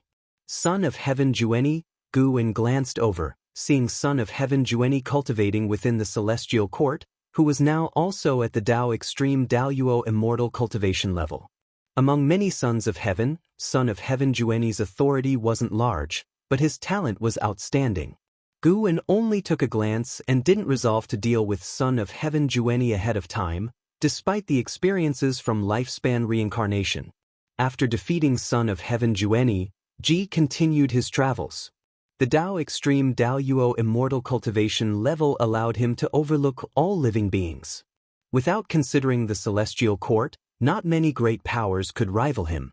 Being invincible is lonely, so Ji chose to retreat in a domain, contemplating a higher realm. Until millions of years later, the world he was in was illuminated, and numerous immortal gods descended. An immortal monarch stood atop the clouds, proclaiming Jis' sins, announcing that Jis' reckless time-space travels had disrupted the order of cause and effect, waging wars everywhere, disrupting the balance across realms, and not fulfilling the obligations of a Tao Extreme Daoyuo Immortal. The celestial court wanted to capture Ji and take him to the 9 heavens for interrogation. Guan naturally disagreed, choosing to refuse. Ji engaged the celestial army in a great battle for the first time. Even with a supreme immortal led by a Tao Extreme Daoyuo Immortal realm, Ji easily repelled them. Soon after this battle ended, the celestial Tao Venerable took action. The opponent was an existence beyond the Tao Extreme Daoyuo Immortal level. Despite struggling with all his might, Ji could not win and ultimately escaped, using the time-space technique, albeit heavily injured. He arrived at a mysterious plane, found a realm, and began recuperating. By a twist of fate, during his recovery, someone passed through this realm and discovered him. This person was precisely Taihao. After a long absence, Taihao was also at the Tao Extreme Daoyuo Immortal cultivation level.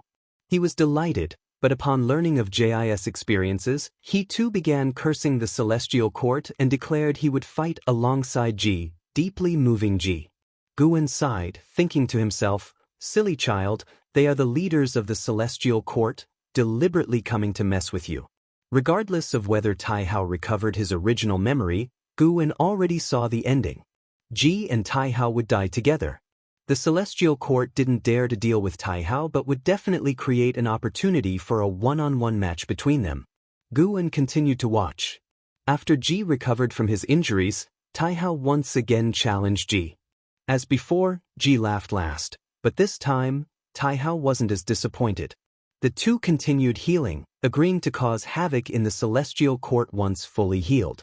In this lifetime, Taihao's sect was destroyed by immortal gods, which is why he hated the celestial court to the core. This is also why he was willing to help Ji. Due to this reason, Ji did not refuse his assistance, and both were full of heroism, believing they could penetrate the celestial court. They were entities that dominated within their realm, and now having reached the end of the immortal Tao, even against the celestial Tao venerable, their combined strength might prevail. 1,000,000 years later, the two stood before the celestial gate of the celestial court. Taihao expressed he was prepared to face death, but Ji was not seeking a death battle. He was full of confidence, believing he could win. Evidently, 1,000,000 years later, Ji's power had grown once more. The great battle erupted. The two joined forces, sweeping through the celestial army, fighting from the south heavenly gate to the front of the palace of the pole star, ultimately forcing 4 celestial Tao venerables to combine into an array. In a critical moment, Taihao unleashed power beyond that of a Tao extreme Daoyuo immortal, forcibly breaking the array. Guan felt that the celestial Tao venerables seemed to be acting. Regardless, ultimately, Ji and Taihao broke into the palace of the pole star, seeking the legendary celestial emperor to impart justice. On the grand, majestic, and lavish palace of the pole star, the emperor's throne, representing supreme power, was empty. At this moment, a celestial Tao venerable entered the hall. In his palm, shockingly, was the entire Taiwei Great World, and Ji felt the aura of his old friends from Shungtian and the Holy Court. If you find any errors, ads pop up, ads redirect, broken links, non-standard content, etc., please let us know reports so we can fix it as soon as possible.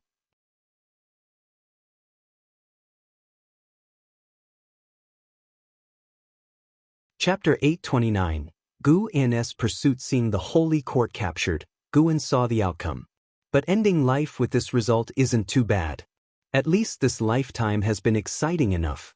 The celestial Tao venerable demanded Ji surrender, or he would annihilate the beings of the Taiwei Great World. The unyielding Ji hesitated, and Guan made the decision for him. Agree to compromise. When prompted, Ji laid down his divine weapon, enraging Taihao greatly.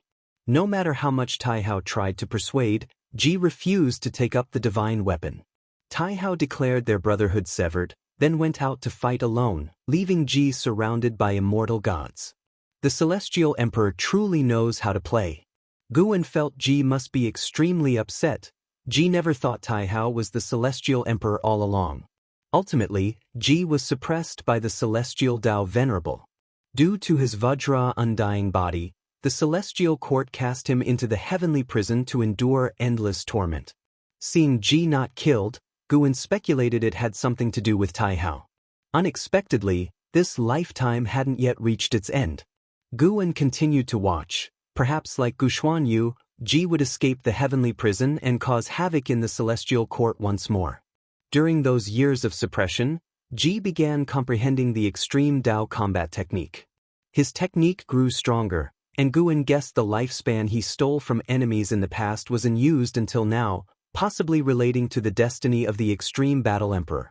Regardless of the reason, after enduring suppression for 100 billion years, Ji forcibly broke through the great realm, reaching the Xian Qi primordial immortal stage.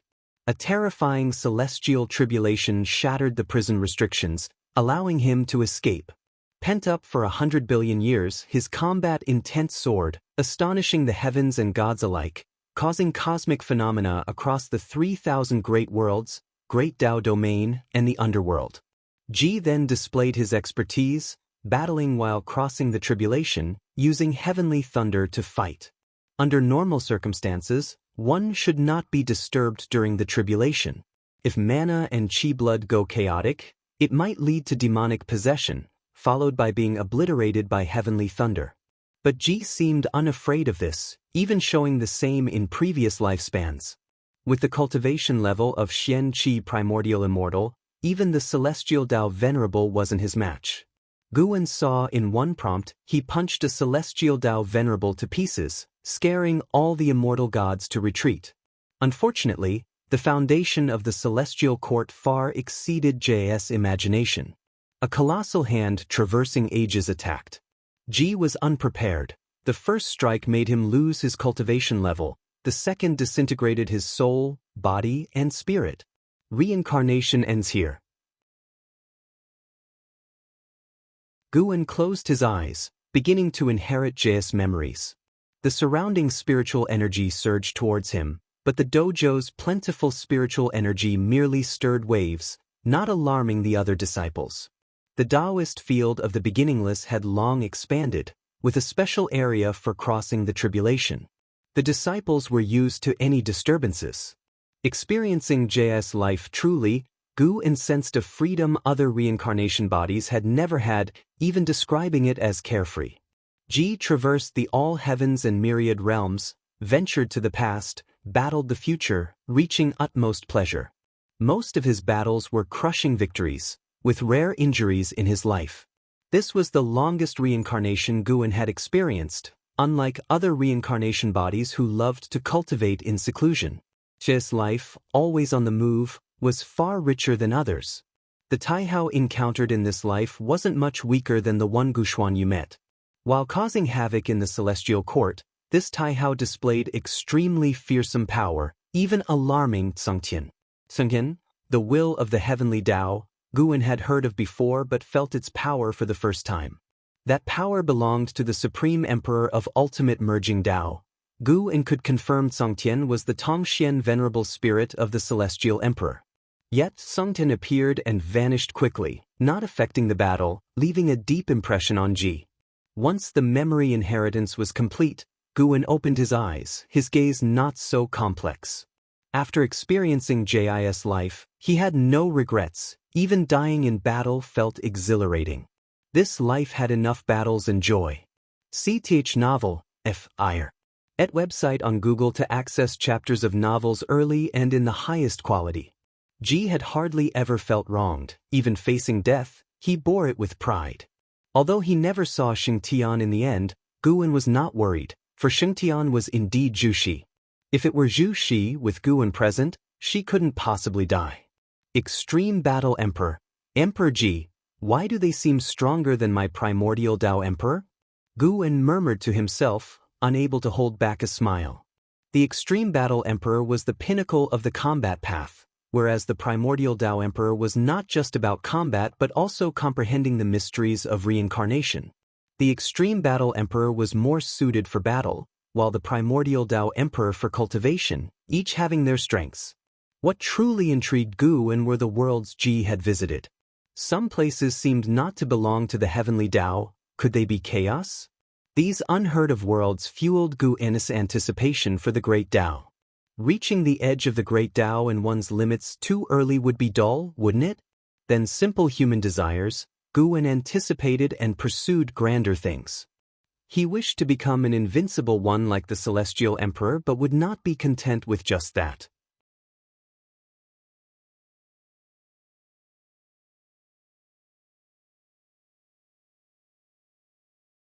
Chapter 830. The white jade coffin hung precariously above the cliff, held back by a man in white robes. His long white hair danced in the breeze, his face handsome, and an arrogance between his brows that could not be concealed. It was none other than Son of Heaven Ji Yen. Compared to many years ago, there was an added touch of world weariness about him. His eyes observed the white jade coffin, a nostalgic expression in his gaze, and he muttered to himself, "It's been a long time since we fought side by side." His identity as the Son of Heaven was never hidden. Ever since his ascension, he roamed the celestial spirit great world with this identity. Some pledged allegiance to him, while others scoffed. Things did not develop as smoothly as he had imagined. The leading heavenly spirit Tao alliance showed him indifference, making it hard for him to find a foothold. He had no choice but to employ his life-bound divine weapon. He turned his head towards the distance, his gaze gradually becoming cold and sharp. If he couldn't uproot the Heavenly Spirit Tao Alliance, it would be difficult for him to become the master of this realm. Becoming the world supreme was his trial in reincarnation, and he couldn't fall here. The existence of Ancestor Master Wuxia once caused him concern, but after his investigations he dismissed those worries. As long as he did not harm the masses, Ancestor Master Wuxia would not intervene. Furthermore, he had visited the immortal gods who remained in this realm. He had a vague guess but did not reveal it. He only needed to focus on his tribulation. With that thought, he vanished with the white jade coffin from the precipice. Time continued to flow, never pausing for anyone. Millions of years passed in a blink.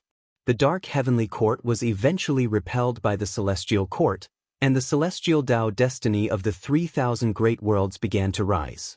More opportunities to ascend to immortality appeared in the human world. The celestial spirit great world was no exception, and one individual gained an opportunity for immortality, ascending in broad daylight, renowned throughout the lands. The desire to become immortal planted a seed deep in the hearts of all beings, making it even harder for Son of Heaven Ji Yen to act, as the awe people held for this Son of Heaven was waning. Rather than serve the immortal gods, why not strive to become one? Sir the Novelier. NT website on Google to access chapters of novels early and in the highest quality.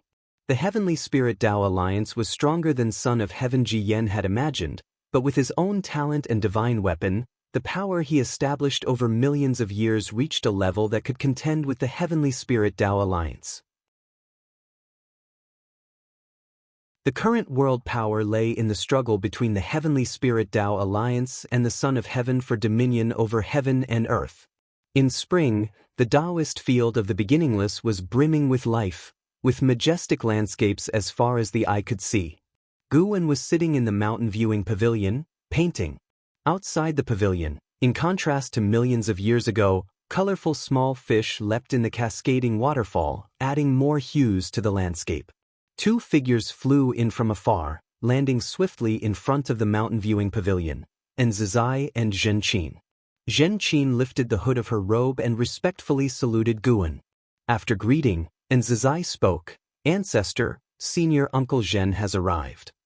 Guwen turned to look at Zhenqin, who, under his gaze, became suddenly emotional. She kneeled on the ground and said, "Master, your disciple has a request." Her expression was tense, her eyes full of anxiety. Guwen did not ask Zhizai to leave. Looking at Zhenqin, he chided, "Why are you kneeling? I still prefer the old you. You rarely kneeled before me and liked to joke with me." The reason he grew close to Shangguan Xianer was not due to studying books. The real reason was that Shangguan Xianer gave him a feeling reminiscent of past interactions with Zhenqin. To him now, engaging with others was tedious if they were too rigid. After all, he could see through people's hearts and would only care about the atmosphere of interaction, not anyone's motives.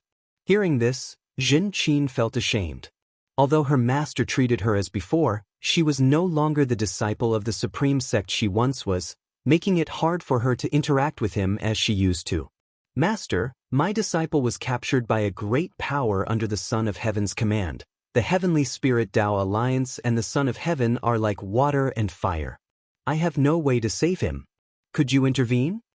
Zhenqin asked, gritting her teeth. Guwen shook his head and said, "How can I stick my neck out for such matters? Your junior uncle will help you. Why not stay for a few days first?" "No, Master, I fear something will happen to him.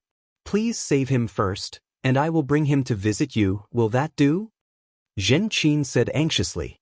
Seeing her urgency, Guwen glimpsed a shadow of her past self. "Very well, Zhizai, accompany her on the journey." Guwen said helplessly, indulging Zhenqin, a disciple with whom he shared 730 million years of master-disciple bond. Son of Heaven Ji Yen was the current heaven and earth hero. Wu Shiji disciple would not intervene in his conflict with the Heavenly Spirit Tao Alliance, and even if Zhizai had a mind to help, he still needed to consult Guwen. Zhizai immediately took his orders, and Zhenqin thanked Guwen before the two left quickly. Guwen turned back to continue painting. Such matters were trivial to him. Over the long years, there would always be old friends or disciples seeking his aid, and as long as he allowed Nzazai to bring them before him, it usually meant he would agree to help them. Son of Heaven, I wonder if it is your scheme. Guwen muttered, referring not to the present Son of Heaven causing unrest, Jiyen, but to another Son of Heaven who was now rising to the power stage in the celestial court. This Son of Heaven had led the celestial court in repelling the dark heavenly court, greatly enhancing his prestige and subsequently his celestial Tao destiny. He had even entered the palace of the pole star to meet the celestial emperor. Guwen did not know what they talked about, but ever since then, the celestial emperor disappeared, and this Son of Heaven began to take charge of the celestial court's authority. This Son of Heaven was ambitious, gathering various immortal gods while continuously releasing immortal fate to the human world, clearly aiming to cultivate his own following. Guwen's eyes could see the future of this Son of Heaven. He was benevolent to all beings but ruthless to other sons of heaven, promising to eliminate them one by one, with Xianyuan human venerable perishing at his hands. This kind of destiny was unprecedented, emerging only after the dark heavenly court was driven back. When the tribulation of Son of Heaven Jiyen ended, and he returned to the celestial court, tremendous changes would occur, that was certain, but Jiyen could not know the celestial court's current situation. However, these matters did not concern Guwen so long as Yang Jian, Li Xuanmiao, and the celestial destruction god were safe from harm. The next morning, Guwen was tidying up his paintings in the mountain viewing pavilion when Nzazai returned with Zhenqin and Su Han. Son of Heaven Jiyen showed a lot of face to Nzazai, and with Nzazai's cultivation level, they quickly returned. Su Han was already in clean clothes, looking nothing like a prisoner and without a scratch on him. He followed behind Zhenqin, glancing around with great excitement, his face full of expectation. The three of them came to the mountain viewing pavilion to salute Guwen, and Zhenqin even had Su Han kneel to thank Guwen for his life-saving grace. It was not I who saved him, no need for such formalities, Zazai, show Su Han around and settle him in. Guwen said, and upon hearing this, Nzazai agreed, and Su Han rose to his feet. He dared not look directly at Guwen and only regained his composure after leaving with Nzazai. Why am I so timid? Su Han was secretly annoyed. Meeting Ancestor Master Wuxia was something he looked forward to the most. He had imagined it many times, yet he never thought he would be so awkward. Even after realizing this, he still dared not turn around to look back. If you find any errors, ads pop up, ads redirect, broken links, non-standard content, etc., please let us know reports so we can fix it as soon as possible.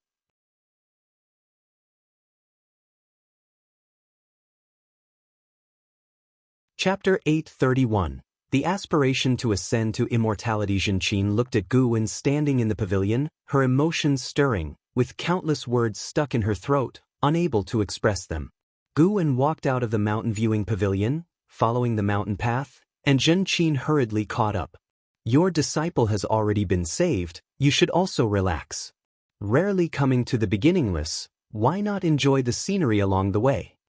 Guwen walked ahead, speaking softly, his tone very gentle, like a spring breeze entering Zhenqin's heart, swiftly calming her. Tell me about your experiences over the years. Upon hearing her master's words, Zhenqin immediately began organizing her thoughts. Having Zhenqin recount the past wasn't because Guwen wanted to know, but rather he hoped to calm her down through this process. Although Zhenqin posed as a sage, silent and taciturn around Su Han, Guwen could hear her heart's voice, knowing she hadn't changed fundamentally, still lively, now preferring to keep words in her heart. Master and disciple walked through the woods. The sunlight pierced through the leaves' gaps, shining on them, as if returning to over 70 million years ago when they walked through the forest together. Though back then Guwen did not have such an ethereal quality, and Zhenqin appeared more lively, like a spirited young girl. The Taoist field of the beginningless is vast. This was Zhenqin's impression. Nowadays, she had the cultivation of Taoist Zhang Zizai immortal, but few places felt large to her, yet the beginningless did. Her past was bland, especially after meeting Su Han, mostly staying beside him for cultivation. Master, do you remember Senior Uncle Wuxin? After sharing her own story, Zhen Qin suddenly asked. Gu Wen didn't halt his steps, moving forward while responding, "Of course, I remember. How's he now? Still alive?" "Yes, he's still alive, he's doing well. He founded the Buddhist sect. I saw him 30 million years ago. He seemed completely different, as if transcending worldly concerns, without joy or sorrow, speaking only profound truths." Zhen Qin reminisced about her meeting with Wu Xin, filled with emotion. Gu Wen also recalled the younger junior brother of old. If not for Wu Xin teaching him the Taoist expansion skill, he wouldn't have created the innate reincarnation skill, which was the divine skill allowing people to survive in the early days. In fact, Wu Xin living to today was secretly supported by Gu Wen all along. Anyone surviving over 70 million years was either one of Gu Wen's old acquaintances or the most talented cultivators in the world back then. Millions of years ago, many cultivators would return to dust, as everyone had their fate. With Gu Wen occasionally joining in, Zhen Qin gradually opened up, expressing more emotion in her tone. Meanwhile,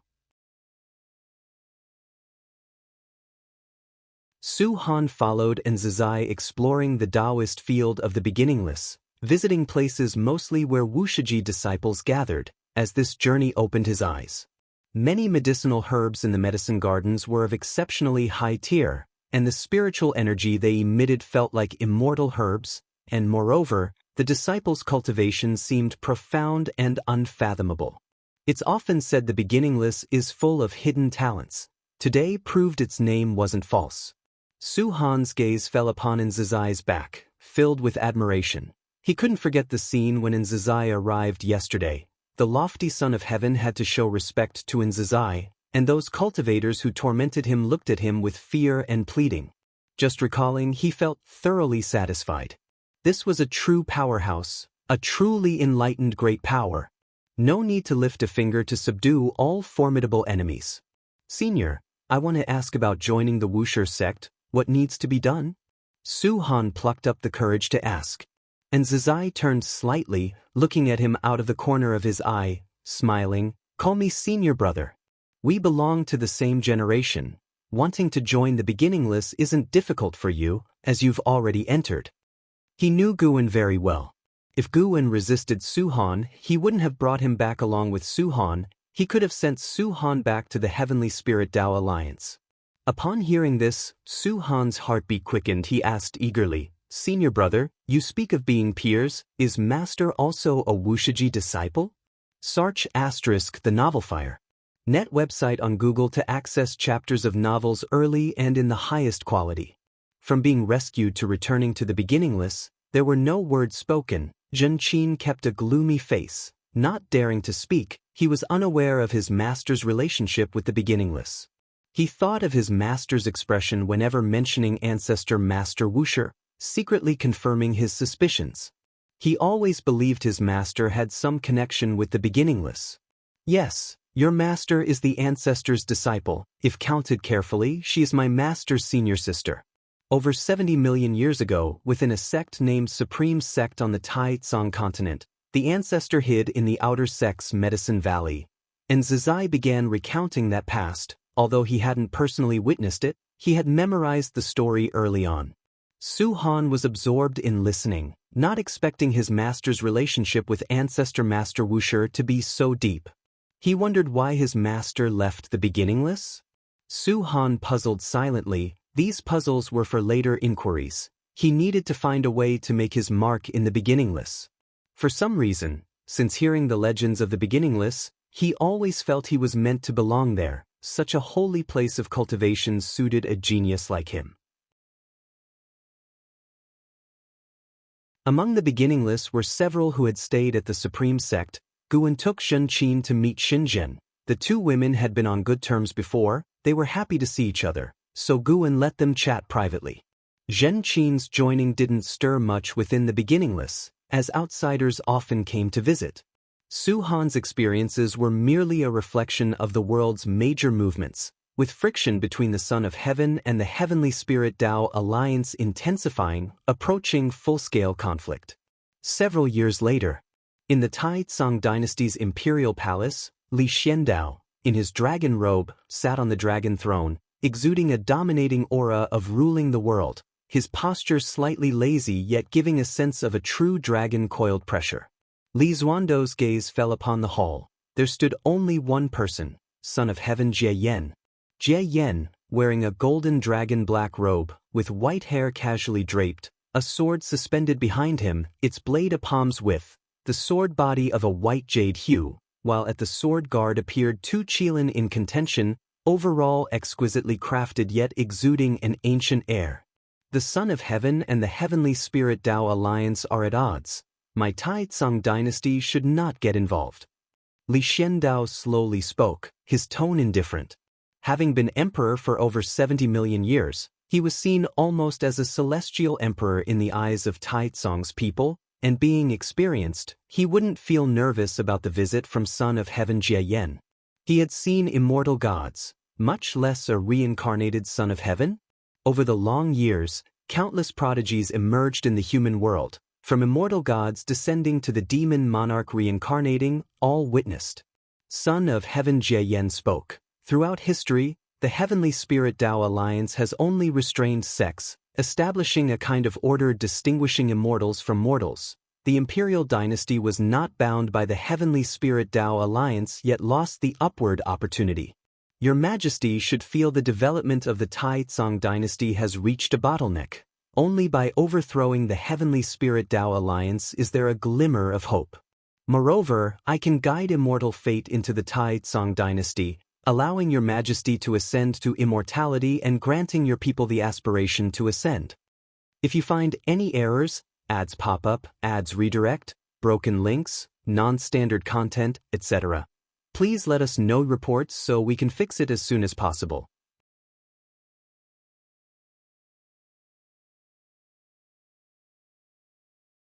Chapter 832, Great Destiny Descends. Facing Ji Yan's words, Li Xiandao remained indifferent.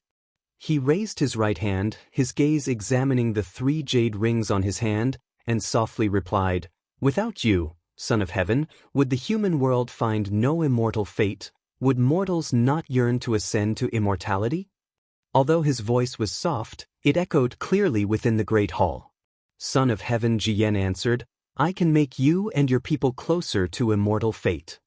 How many imperial dynasties are there in the world? How many do you intend to win over? All of them. If it's all of them, even if you succeed, how can I be sure you will choose me? The Taizong dynasty is already the oldest imperial dynasty in the world. Your lack of contention has led people to overlook the foundation of the Taizong dynasty, and what's more, you have the care of ancestor Master Wuxia. Then may I ask if the celestial court has an emperor immortal position? Li Xiandao smiled as he spoke these words. Son of Heaven Ji Yan's expression became subtle, his gaze somewhat cold, and he replied, "Naturally, apart from the supreme celestial emperor, there are the 4 celestial Tao great emperors and further down, 36 emperor stars, all positions for which rulers with accomplishments may compete." So many emperors. Why does it feel like they are merely titles? Li Xiandao squinted his eyes, his tone growing aggressive. He leaned forward and said, "Son of Heaven, I've long heard tales like yours. I've seen and heard of many who wish to use the world as their chessboard. In the end, none met a good fate. If you truly represent the heavenly Tao, you wouldn't bring about a great calamity in the human world. If the celestial emperor truly wanted you to be the supreme in every life, I suspect it would not be by stepping upon countless bones to ascend to the supreme position." Son of Heaven Ji Yen raised an eyebrow and sneered, "What? Does His Majesty think that unifying the world relies on benevolence and love? I merely think that the means and levels of the immortal should be above mortals. The means you've shown make me feel no different from mortals. Pardon me, but I cannot agree." After speaking, Li Xiandao kept his gaze fixed on Son of Heaven Ji Yen. Their eyes met, confronting each other, and the atmosphere in the hall grew tense, filled with quiet oppression. For a long time, Son of Heaven Ji Yen withdrew his gaze and smiled. "Since that's the case, then I'll take my leave." He turned and left. In the moment of turning, his expression became exceptionally cold. Li Xiandao sat on the emperor's throne, watching him depart. Once son of heaven Jiyen left the great hall, Li Xuando's face showed a contemptuous smile and he snorted, "The immortal gods don't have a more comfortable position than mine and moreover," his gaze looking upwards, seeming to pierce through the palace eaves to see the firmament.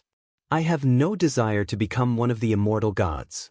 But if it's to be celestial emperor, I am quite interested." Thinking of being celestial emperor, you must be ignorant of the heights of the heavens and depths of the earth. By the lakeside, Guan glanced at Su Han, who was fishing, and mocked.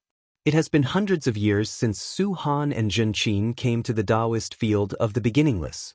The master and disciple have settled there, and ever since Guan pointed out Su Han's swordsmanship, Su Han often sought his guidance, and gradually, Su Han began to cultivate alongside Guan. This has led to much discussion among the disciples. No one dared to imitate Su Han. Although Su Han was thick-skinned, it was evident to all that this was the ancestors' favoritism towards him. What's more, upon entry, Su Han was already a third-generation disciple, his seniority surpassing 90% of the disciples of the beginningless. Su Han sat beside Guan, holding a sword, and huffed, "Why am I ignorant of the heights and depths? Is the celestial emperor born to be celestial emperor? Certainly, he cultivated to that position. As long as I become strong enough, I can achieve it sooner or later. Then I'll make the beginningless holy sect supervise the heavenly court immortals. The current immortals are truly unrestrained, lacking control. That son of heaven abducted many imperial rulers, coercing their dynasties into battles for him. His hypocritical mask is eventually torn by himself." Guan gazed at the lake surface and said, "You have only seen a few immortal gods, yet you dare speculate about the celestial emperor. Most immortal gods never see the celestial emperor in their lifetime. The celestial emperor's might is beyond your imagination. You cannot imagine it, let alone surpass it." These words are true. All beings relying on the celestial Tao destiny can never surpass the celestial emperor. Their cultivation would only help the celestial emperor grow stronger. Guan possesses the strength to rival the celestial emperor primarily by harnessing the power of lifespan evolution. To this day, he is certain that his power originates outside the heavenly Tao, perhaps existing longer than the heavenly Tao itself. If one cannot possess opportunities outside the heavenly Tao like him, one should not dream of surpassing the celestial emperor. Just like how the primordial Tao emperor cannot surpass him. "Ancestor, have you ever seen the celestial emperor?" Su Han curiously asked, looking at Guan expectantly. In the myths of the celestial spirit great world, Ancestor Master Wushi's status is in no way inferior to the celestial emperor, perhaps even higher because he has saved the heavens and earth numerous times, even defending against unjust immortal gods for all beings. "Never seen him. I've never even been to the celestial court," Guan casually replied. "Then why don't you want to become immortal? What is the purpose of ascending to immortality?" "Naturally, for longevity and immortality." "I already have longevity and immortality, why need to become immortal? Then to become stronger? Even as I speak with you now, my cultivation level increases. You cling to me, your cultivation level stagnates, but mine does not. Do you know how I achieve this?" "How do you achieve this?" Su Han was stupefied. He thought the ancestor's words were too extravagant. Constantly growing stronger? If true, no wonder no one can catch up to him. Guan answered, "When you reach a certain realm, you will naturally achieve this. But until then, you need to endure very long years, long enough for the celestial spirit great world to perish, and you must persevere." Su Han followed his words, only feeling a chill in his heart. Though he was a cultivator, he seemed insignificant in the face of time. He did not know how to cultivate to live longer than the celestial spirit great world. At this moment, a brilliant light erupted from the sky, causing heaven and earth to pale. Su Han instinctively looked up, but saw nothing. This burst of bright light appeared suddenly and faded quickly.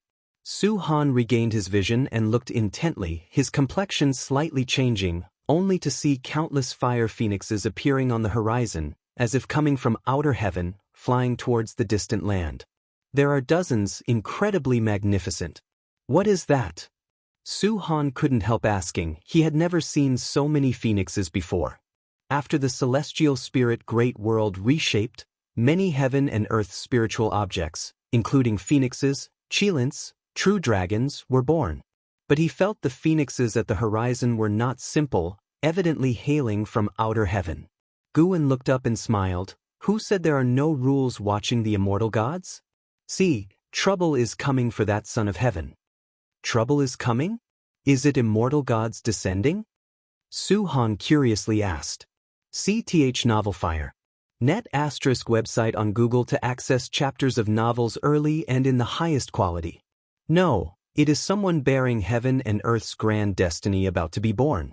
He will be the most brilliant figure in the world and surely ascend to the pinnacle of the human world, sweeping away all powerful foes. Guan laughed. His words sparked many associations for Su Han.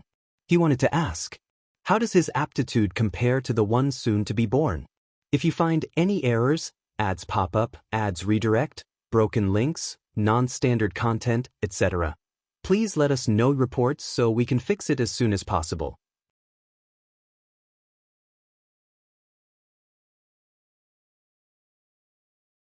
Chapter 833. Celestial phenomena descended from the sky, auspicious omens swirled, attracting the attention of great sects across the world. Years later, rumors spread that a child of heaven and earth had been born. Sar the Ovalfire. Net website on Google to access chapters of novels early and in the highest quality. This child of heaven and earth was born in a city under the banner of the Heavenly Spirit Tao Alliance. His parents came from a world clan and, though unremarkable within the Heavenly Spirit Tao Alliance, they still had a certain heritage. At the mere birth of this child, celestial phenomena were triggered. It is said that an alliance hierarch of the Heavenly Spirit Tao Alliance, upon seeing the child, immediately decided to take him as a disciple, proclaiming that he would be the future of the Heavenly Spirit Tao Alliance. This matter caused a great stir, as countless living beings saw the phoenixes flying across the sky. Before he even came of age, this child of heaven and earth was already renowned throughout the world. Continue. Decades later, his fame even reached the Taoist field of the beginningless. On this day, Guan was practicing swordplay in a bamboo forest, his movements not fast but elegant and lively. Ancestor, that fellow with great destiny has become famous. He's only 30 and already reached nirvana.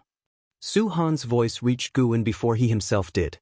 Zhen Qin was already in seclusion for cultivation, whereas Su Han was restless, often coming to bother Guan. Guan seemed impatient, but in truth he quite enjoyed it. After all, he was idle and having someone to accompany him was a good thing.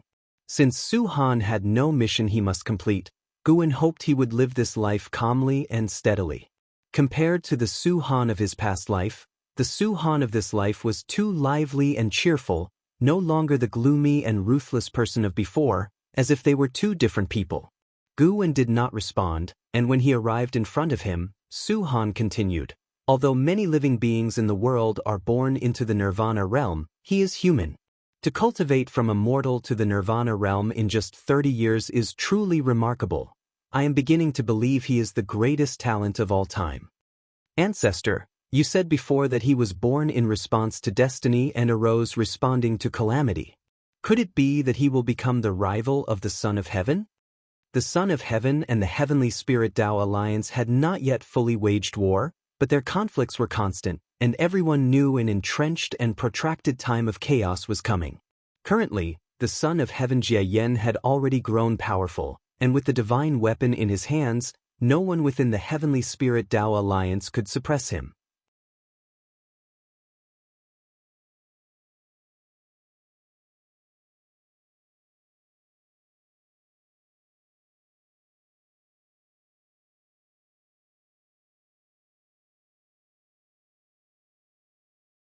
According to past competitions for the Son of Heaven, even if a Son of Heaven won, they wouldn't gain the benefits Xianyuan Human Venerable did, the vast celestial Tao destiny, many immortal position qualifications, and even the dominion over the 3,000 great worlds. Such prominence would surely invite jealousy. With the celestial emperor absent and Kangshans will unpredictable, those sons of heaven would certainly set their sights on Xianyuan human venerable. Please speak plainly, immortal monarch. Is there anything I can do? The celestial spirit god said softly. No matter the issue, as long as it didn't threaten the celestial spirit great world, he was too indifferent to care, and he couldn't manage it. Today, the Son of Heaven Taishang governs the celestial court's power. He has cast 17 sons of heaven into reincarnation, and the Son of Heaven Xianqing, with whom you have a father-son bond, is under investigation and may face disaster. Sichuan Old Immortal's words made the celestial spirit god frown. He couldn't deny that he was indeed concerned about Tianhao. It was unclear whether it was because of Su Jin or due to chasing the supreme treasure of the Immortal Palace, delaying countless years. In any case, he would now and then visit the misty Immortal Court.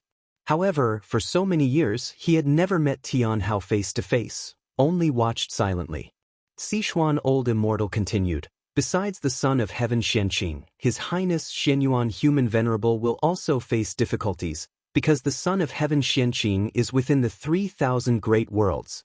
With so many sons of heaven, the Supreme Son of Heaven chooses to settle accounts with Xianqing, clearly as an excuse, aiming at His Highness Human Venerable, but whether it's an excuse or not, it is a great trouble for both your highnesses, with no retreat. Knowing he was right, the celestial spirit god felt he couldn't shake the celestial court with his current power. He asked in a deep voice, "Please speak plainly, immortal monarch. What can I do? What should I do?" Summon back the Son of Heaven Xianqing. When Sichuan Old Immortal said this, his gaze was firmly locked on the celestial spirit god. The celestial spirit god suddenly understood Sichuan Old Immortal's intention. He took a deep breath and said, "Is this His Highness' will, or the immortal monarch's intention? Does it matter? I understand. I will consider it." The celestial spirit god answered. He did not give a promise.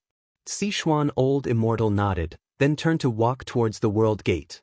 Just as his figure was about to vanish in the strong light, his voice once again sounded, "This matter indeed puts you in a difficult position, but you should know, in the face of such authority, we have no choice. It is the only chance of survival."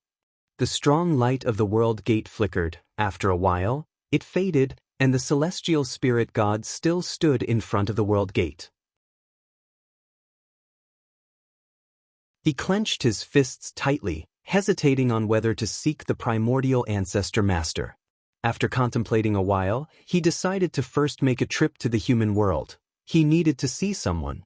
In the Heavenly Spirit Tao Alliance, inside a palace, Guan sat in front of a small table, sipping wine, while on the steps beside him, Ji Xiaoyu also had a small table in front of her, drinking with him. Besides fine wine, their tables were adorned with some snacks and fruits, exquisitely arranged. Guan picked up a piece of cake, savoring it carefully.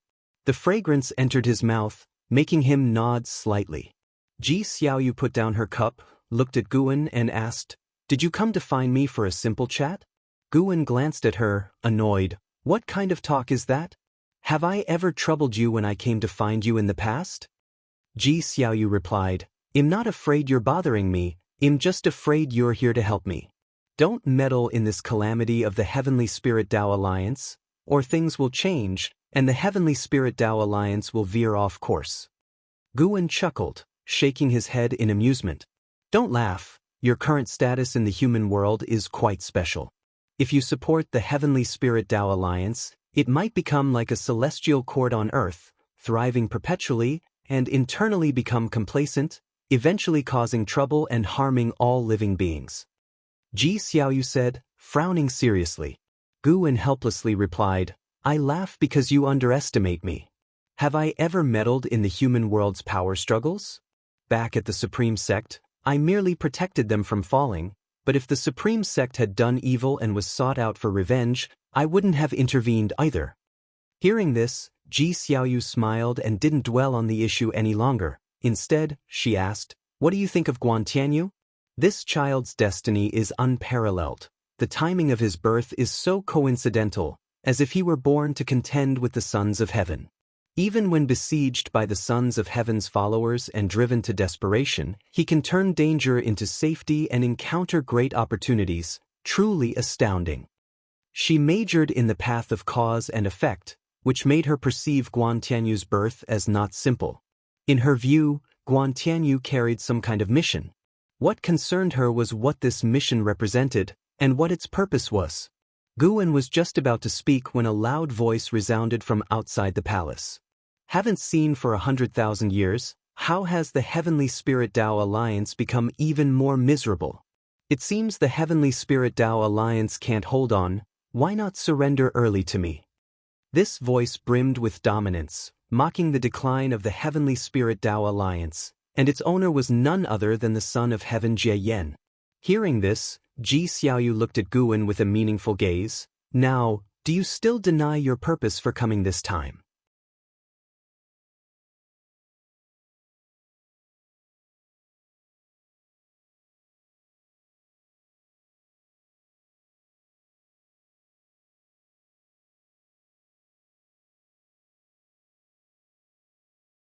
Ji Xiaoyu suddenly awoke, opening her eyes to find the celestial vault outside the hall had dimmed. She turned her head to see Guan had already risen, standing before a stone pillar, reading the inscriptions upon it. I'm sorry, Ji Xiaoyu began, but her words trailed off as she became captivated by Guan's silhouette. With his back to her and head raised, Guan emanated an inexplicable allure, a longing for the great Tao. Hearing her, Guan turned to her with a smile. So, what did you comprehend earlier? I grasped some truths about the Tao of heaven and earth, thank you. Ji Xiaoyu earnestly replied. Why thank me? I did nothing. I understand. Ji Xiaoyu was well aware of her own comprehension.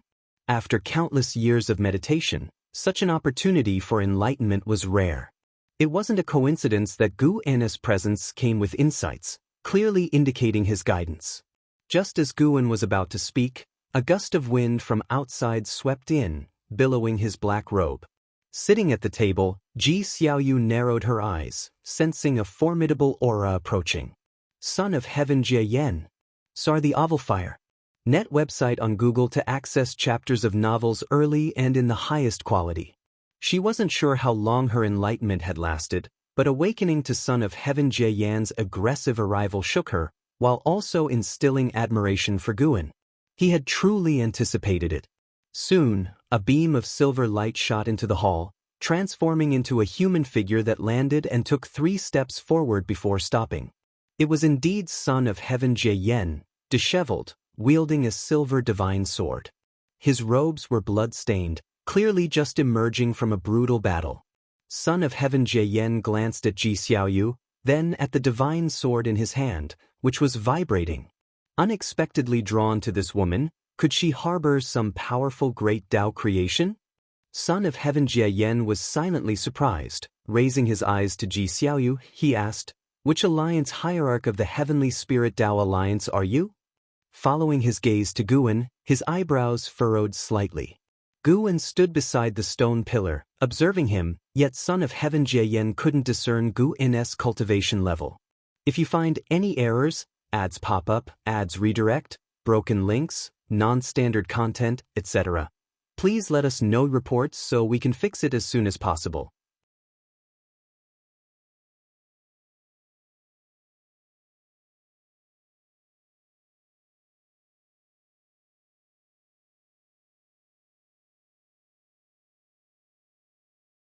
You can see how people will speak of you 500 years later.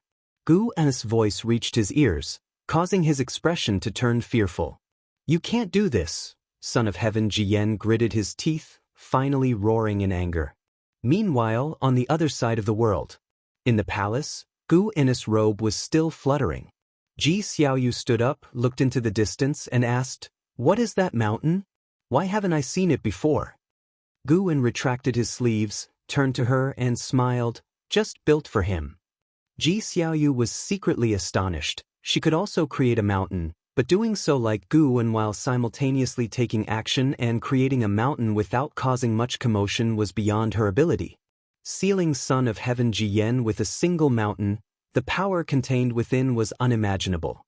500 years is an imitation of your Sun Wukong novel, isn't it? Ji Xiaoyu asked, clearly teasing, yet asking seriously. Guan laughed, just came to mind. He turned and walked toward the palace door.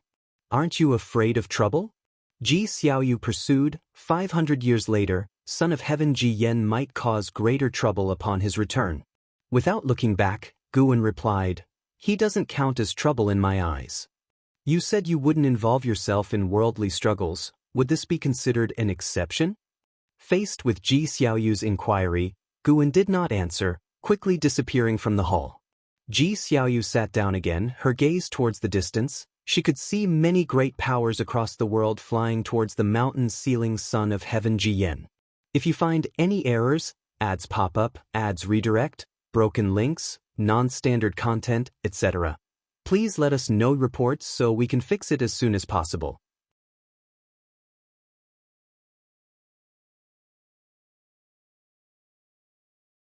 Chapter 837. Heavenly Suppressing Heroic Peak. The son of heaven Jie Yen has been suppressed. This news was like a bombshell, shaking the world. The speed at which it spread was unprecedented. All beings thought that a catastrophe was imminent, but unexpectedly, the son of heaven was suppressed.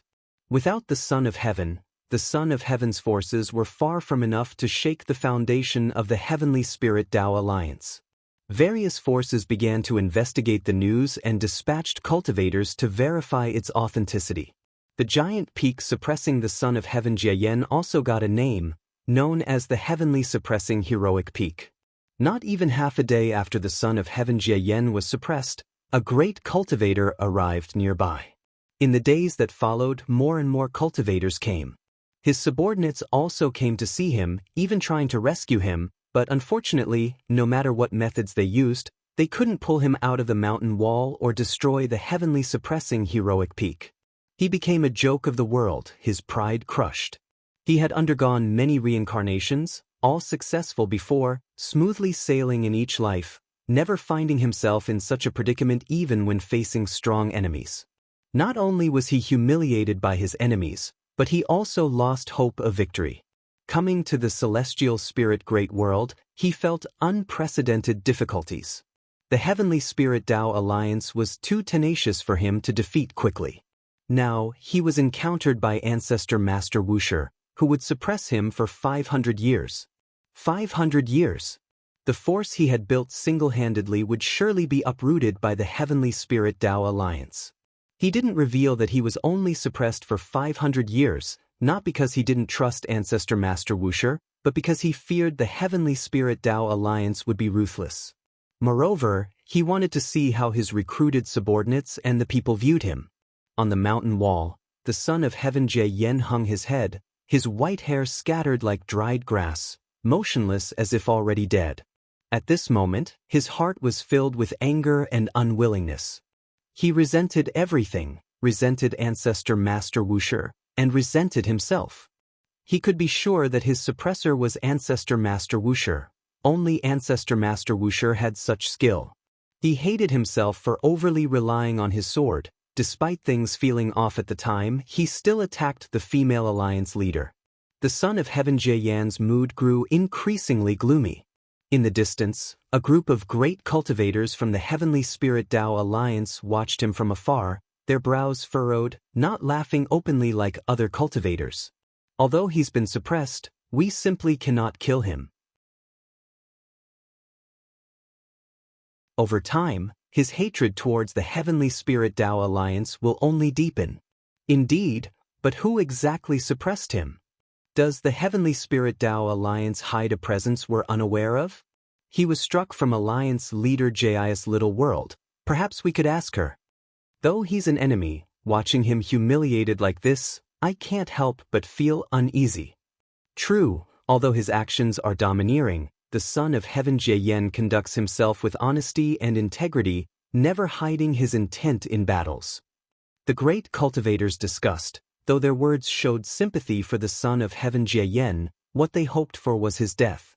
Every day thereafter, beings came to observe, looking at the son of heaven Jie Yan's plight. Most were merely astounded, curious, without deeper thoughts. There were various theories about who had suppressed the son of heaven Jie Yen. Most believed there was a hidden master in the Heavenly Spirit Tao Alliance because the Son of Heaven was suppressed after causing a commotion there. Some mentioned Ancestor Master Wuxia, but there was no direct evidence, and Ancestor Master Wuxia never involved himself in internal conflicts of heaven and earth. 500 years in the past seemed brief for the Son of Heaven Jieyan, but now it felt endlessly tormenting. 200 years later, the Son of Heaven Jieyan remained embedded against the heavenly suppressing heroic peak, covered in dust and leaves, remnants of 200 years of wind and rain.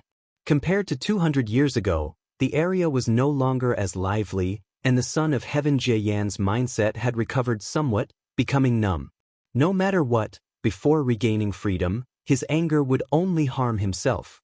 Near midday, as the scorching sun shone down, sunlight cast on him. Faint white mist began to rise from within him. Suddenly, a pebble fell from above, rolled down the mountain wall, hitting the Son of Heaven Jieyan's head. The Son of Heaven Jieyan remained unresponsive. He didn't move at all.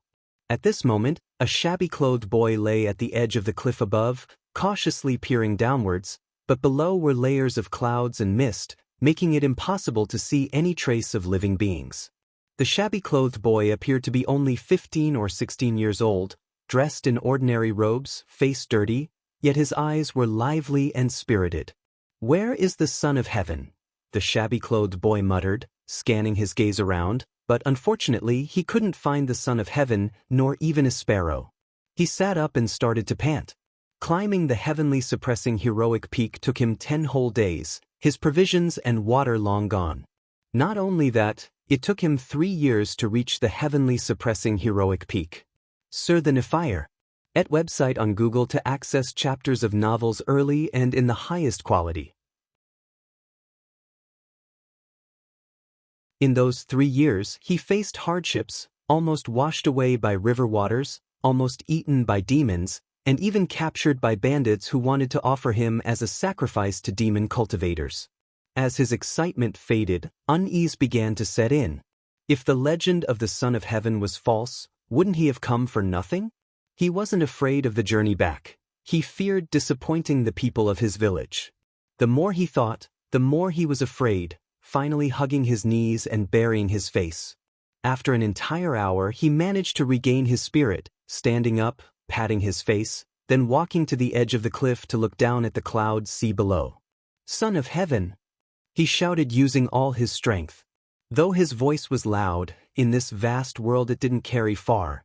Distant cultivators observing the Son of Heaven Jieyan heard it, but paid no attention. Carrying on, the shabby-clothed boy repeatedly called the Son of Heaven's name, his voice growing hoarse. Hundreds of times later, his voice began to rasp, his legs trembled. Finally, he collapsed to the ground, coughing violently. "Mortal child, why do you call me?" A voice entered the shabby-clothed boy's ear, causing him to joyfully raise his head and scramble up. "Son of Heaven, where are you?" The shabby-clothed boy endured the pain in his throat and asked. "I am beneath the cliff, only by jumping can you see me." The Son of Heaven Jieyan's voice was indifferent, devoid of emotion. The shabby-clothed boy immediately approached the edge, looking down at the cloud ocean below, unable to see the land, resembling a boundless abyss. "I wish to seek immortal cultivation. If successful, I'll find a way to rescue you. Can you teach me immortal cultivation?" The shabby-clothed boy asked through gritted teeth, but unfortunately, this time he received no response. He continued to inquire, but the Son of Heaven Jieyan remained silent. After hesitating for a long time, the shabby-clothed boy finally gritted his teeth and chose to jump off the cliff. Embedded against the mountain wall, the Son of Heaven Jieyan hung his head as the shabby-clothed boy fell past him, stirring his hair, yet he still didn't move. The scene returned to silence, as if the shabby-clothed boy had never come. If you find any errors, ads pop up, ads redirect, broken links, non-standard content, etc., please let us know reports so we can fix it as soon as possible.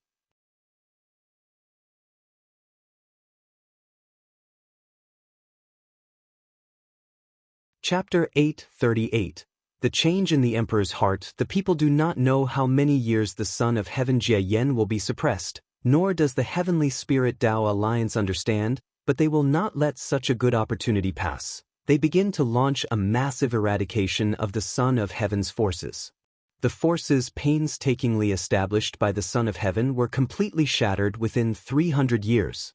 In addition to the suppression by the Heavenly Spirit Tao Alliance, internal conflicts also emerged, accelerating its demise. The disaster brought by the Son of Heaven thus dispersed, and the celestial spirit Great World returned to peace again. Because they could do nothing about the suppressed Son of Heaven Jie, the Heavenly Spirit Tao Alliance could only focus on cultivating disciples. Over the centuries, they recruited countless talents in the human world, with more and more prodigies emerging. A blink of an eye.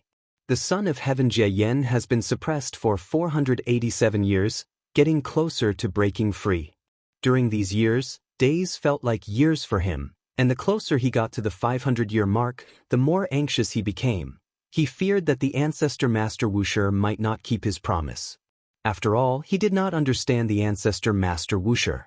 Before the Ancestor Master Wusher took action, he could not even be sure that the counterpart was indeed the Ancestor Master Wusher. Why is it 500 years? There was only this thought in the mind of the Son of Heaven Jie. 500 years was insignificant to the grand scheme of things, and for him, it would not make much of a difference. Even if his forces were destroyed, he could start over at most. At least he would not fall into an irremediable situation. Being suppressed for so long, the Son of Heaven Jie felt that there was some calculation behind this 500-year period. At this time, the sound of thunder came from the sky, and the world quickly darkened. Soon, a torrential rain fell, like a waterfall washing over the Son of Heaven Jie. Outside the heavens, in front of the world gate, two figures stood side by side, overlooking the Son of Heaven Jie within the celestial spirit Great World. They were the celestial spirit God and Tianhao. Tianhao was dressed in a golden-patterned white robe, exuding an imposing aura, with his long hair coiled on top of his head, full of arrogance and a complex, profound golden Dharma aspect floating behind him. Has your original memory been restored? The celestial spirit God opened his mouth to ask. The two stood together, looking more like brothers than father and son. Tianhao answered, "It hasn't been fully restored, but I know this Son of Heaven. His name is Jie. Whether in power or cultivation level, he is far beyond my reach." His eyes were complicated. He already knew that the Son of Heaven Jie was suppressed by Guan. In the celestial court, the Son of Heaven Jie was glorious and was an existence he looked up to. Although he had once received the favor of the celestial emperor, it was short-lived. He hadn't truly grown before being cast into reincarnation. However, thinking of the recent struggles in the celestial court, he felt that the Son of Heaven Jie might have turned misfortune into fortune, possibly escaping a disaster. Tianhao glanced at the celestial spirit God and asked, "Did you inform my master of my return in advance?" In this lifetime, he already understood his identity, but with the memories of many lifetimes, he could not bring himself to call the celestial spirit God Father. Only the celestial emperor was worthy of such a title. The celestial spirit God did not dare to hope for a father-son relationship, so he didn't mind his attitude. I informed him and he agreed. The celestial spirit God replied, "Speaking of this matter, there was a hint of emotion in his heart." He underestimated the Ancestor Master Wushi's affection for Tianhao. Even when facing the threat of the celestial court, the Ancestor Master Wusher was willing to protect Tianhao. To ease the relationship with the celestial court, the Ancestor Master Wusher sent his own disciple into the celestial court, and the painstakingly established relationship might be severed because of this. The Son of Heaven Tai Shang, who ruled over the celestial court, was not someone Yang Jian or the Eternal Life Venerable could control. One could even say, whether the Eternal Life Venerable could persist in the presence of the Son of Heaven Tai Shang was still an unknown. Hearing the celestial spirit God's answer, Tianhao breathed a sigh of relief, then both fell into silence. After a long while, the celestial spirit God took the initiative to speak, "Go to the human world to find a place to cultivate." "All right." Tianhao then disappeared from the spot. The celestial spirit God looked in the direction of the celestial spirit Great World, a smile appearing on his face. Although the crisis pressure brought by the celestial court was immense, the people he cared about were right before him. This was happiness for him. On the other side, Guan was teaching Su Han to practice sword techniques within the Taoist field of the beginningless. The two stood in the peach blossom forest, where the sight of fallen peach blossoms scattered on the ground made for a vivid and beautiful scenery. Curiously, Su Han asked, "Ancestor, the 500-year period is approaching. If that Son of Heaven starts to bring calamity to the human world again, what should be done?" When the news of the Son of Heaven being suppressed reached within the beginningless, he immediately sought out Guan. Guan did not hide anything and told him the truth, which excited him for a long time.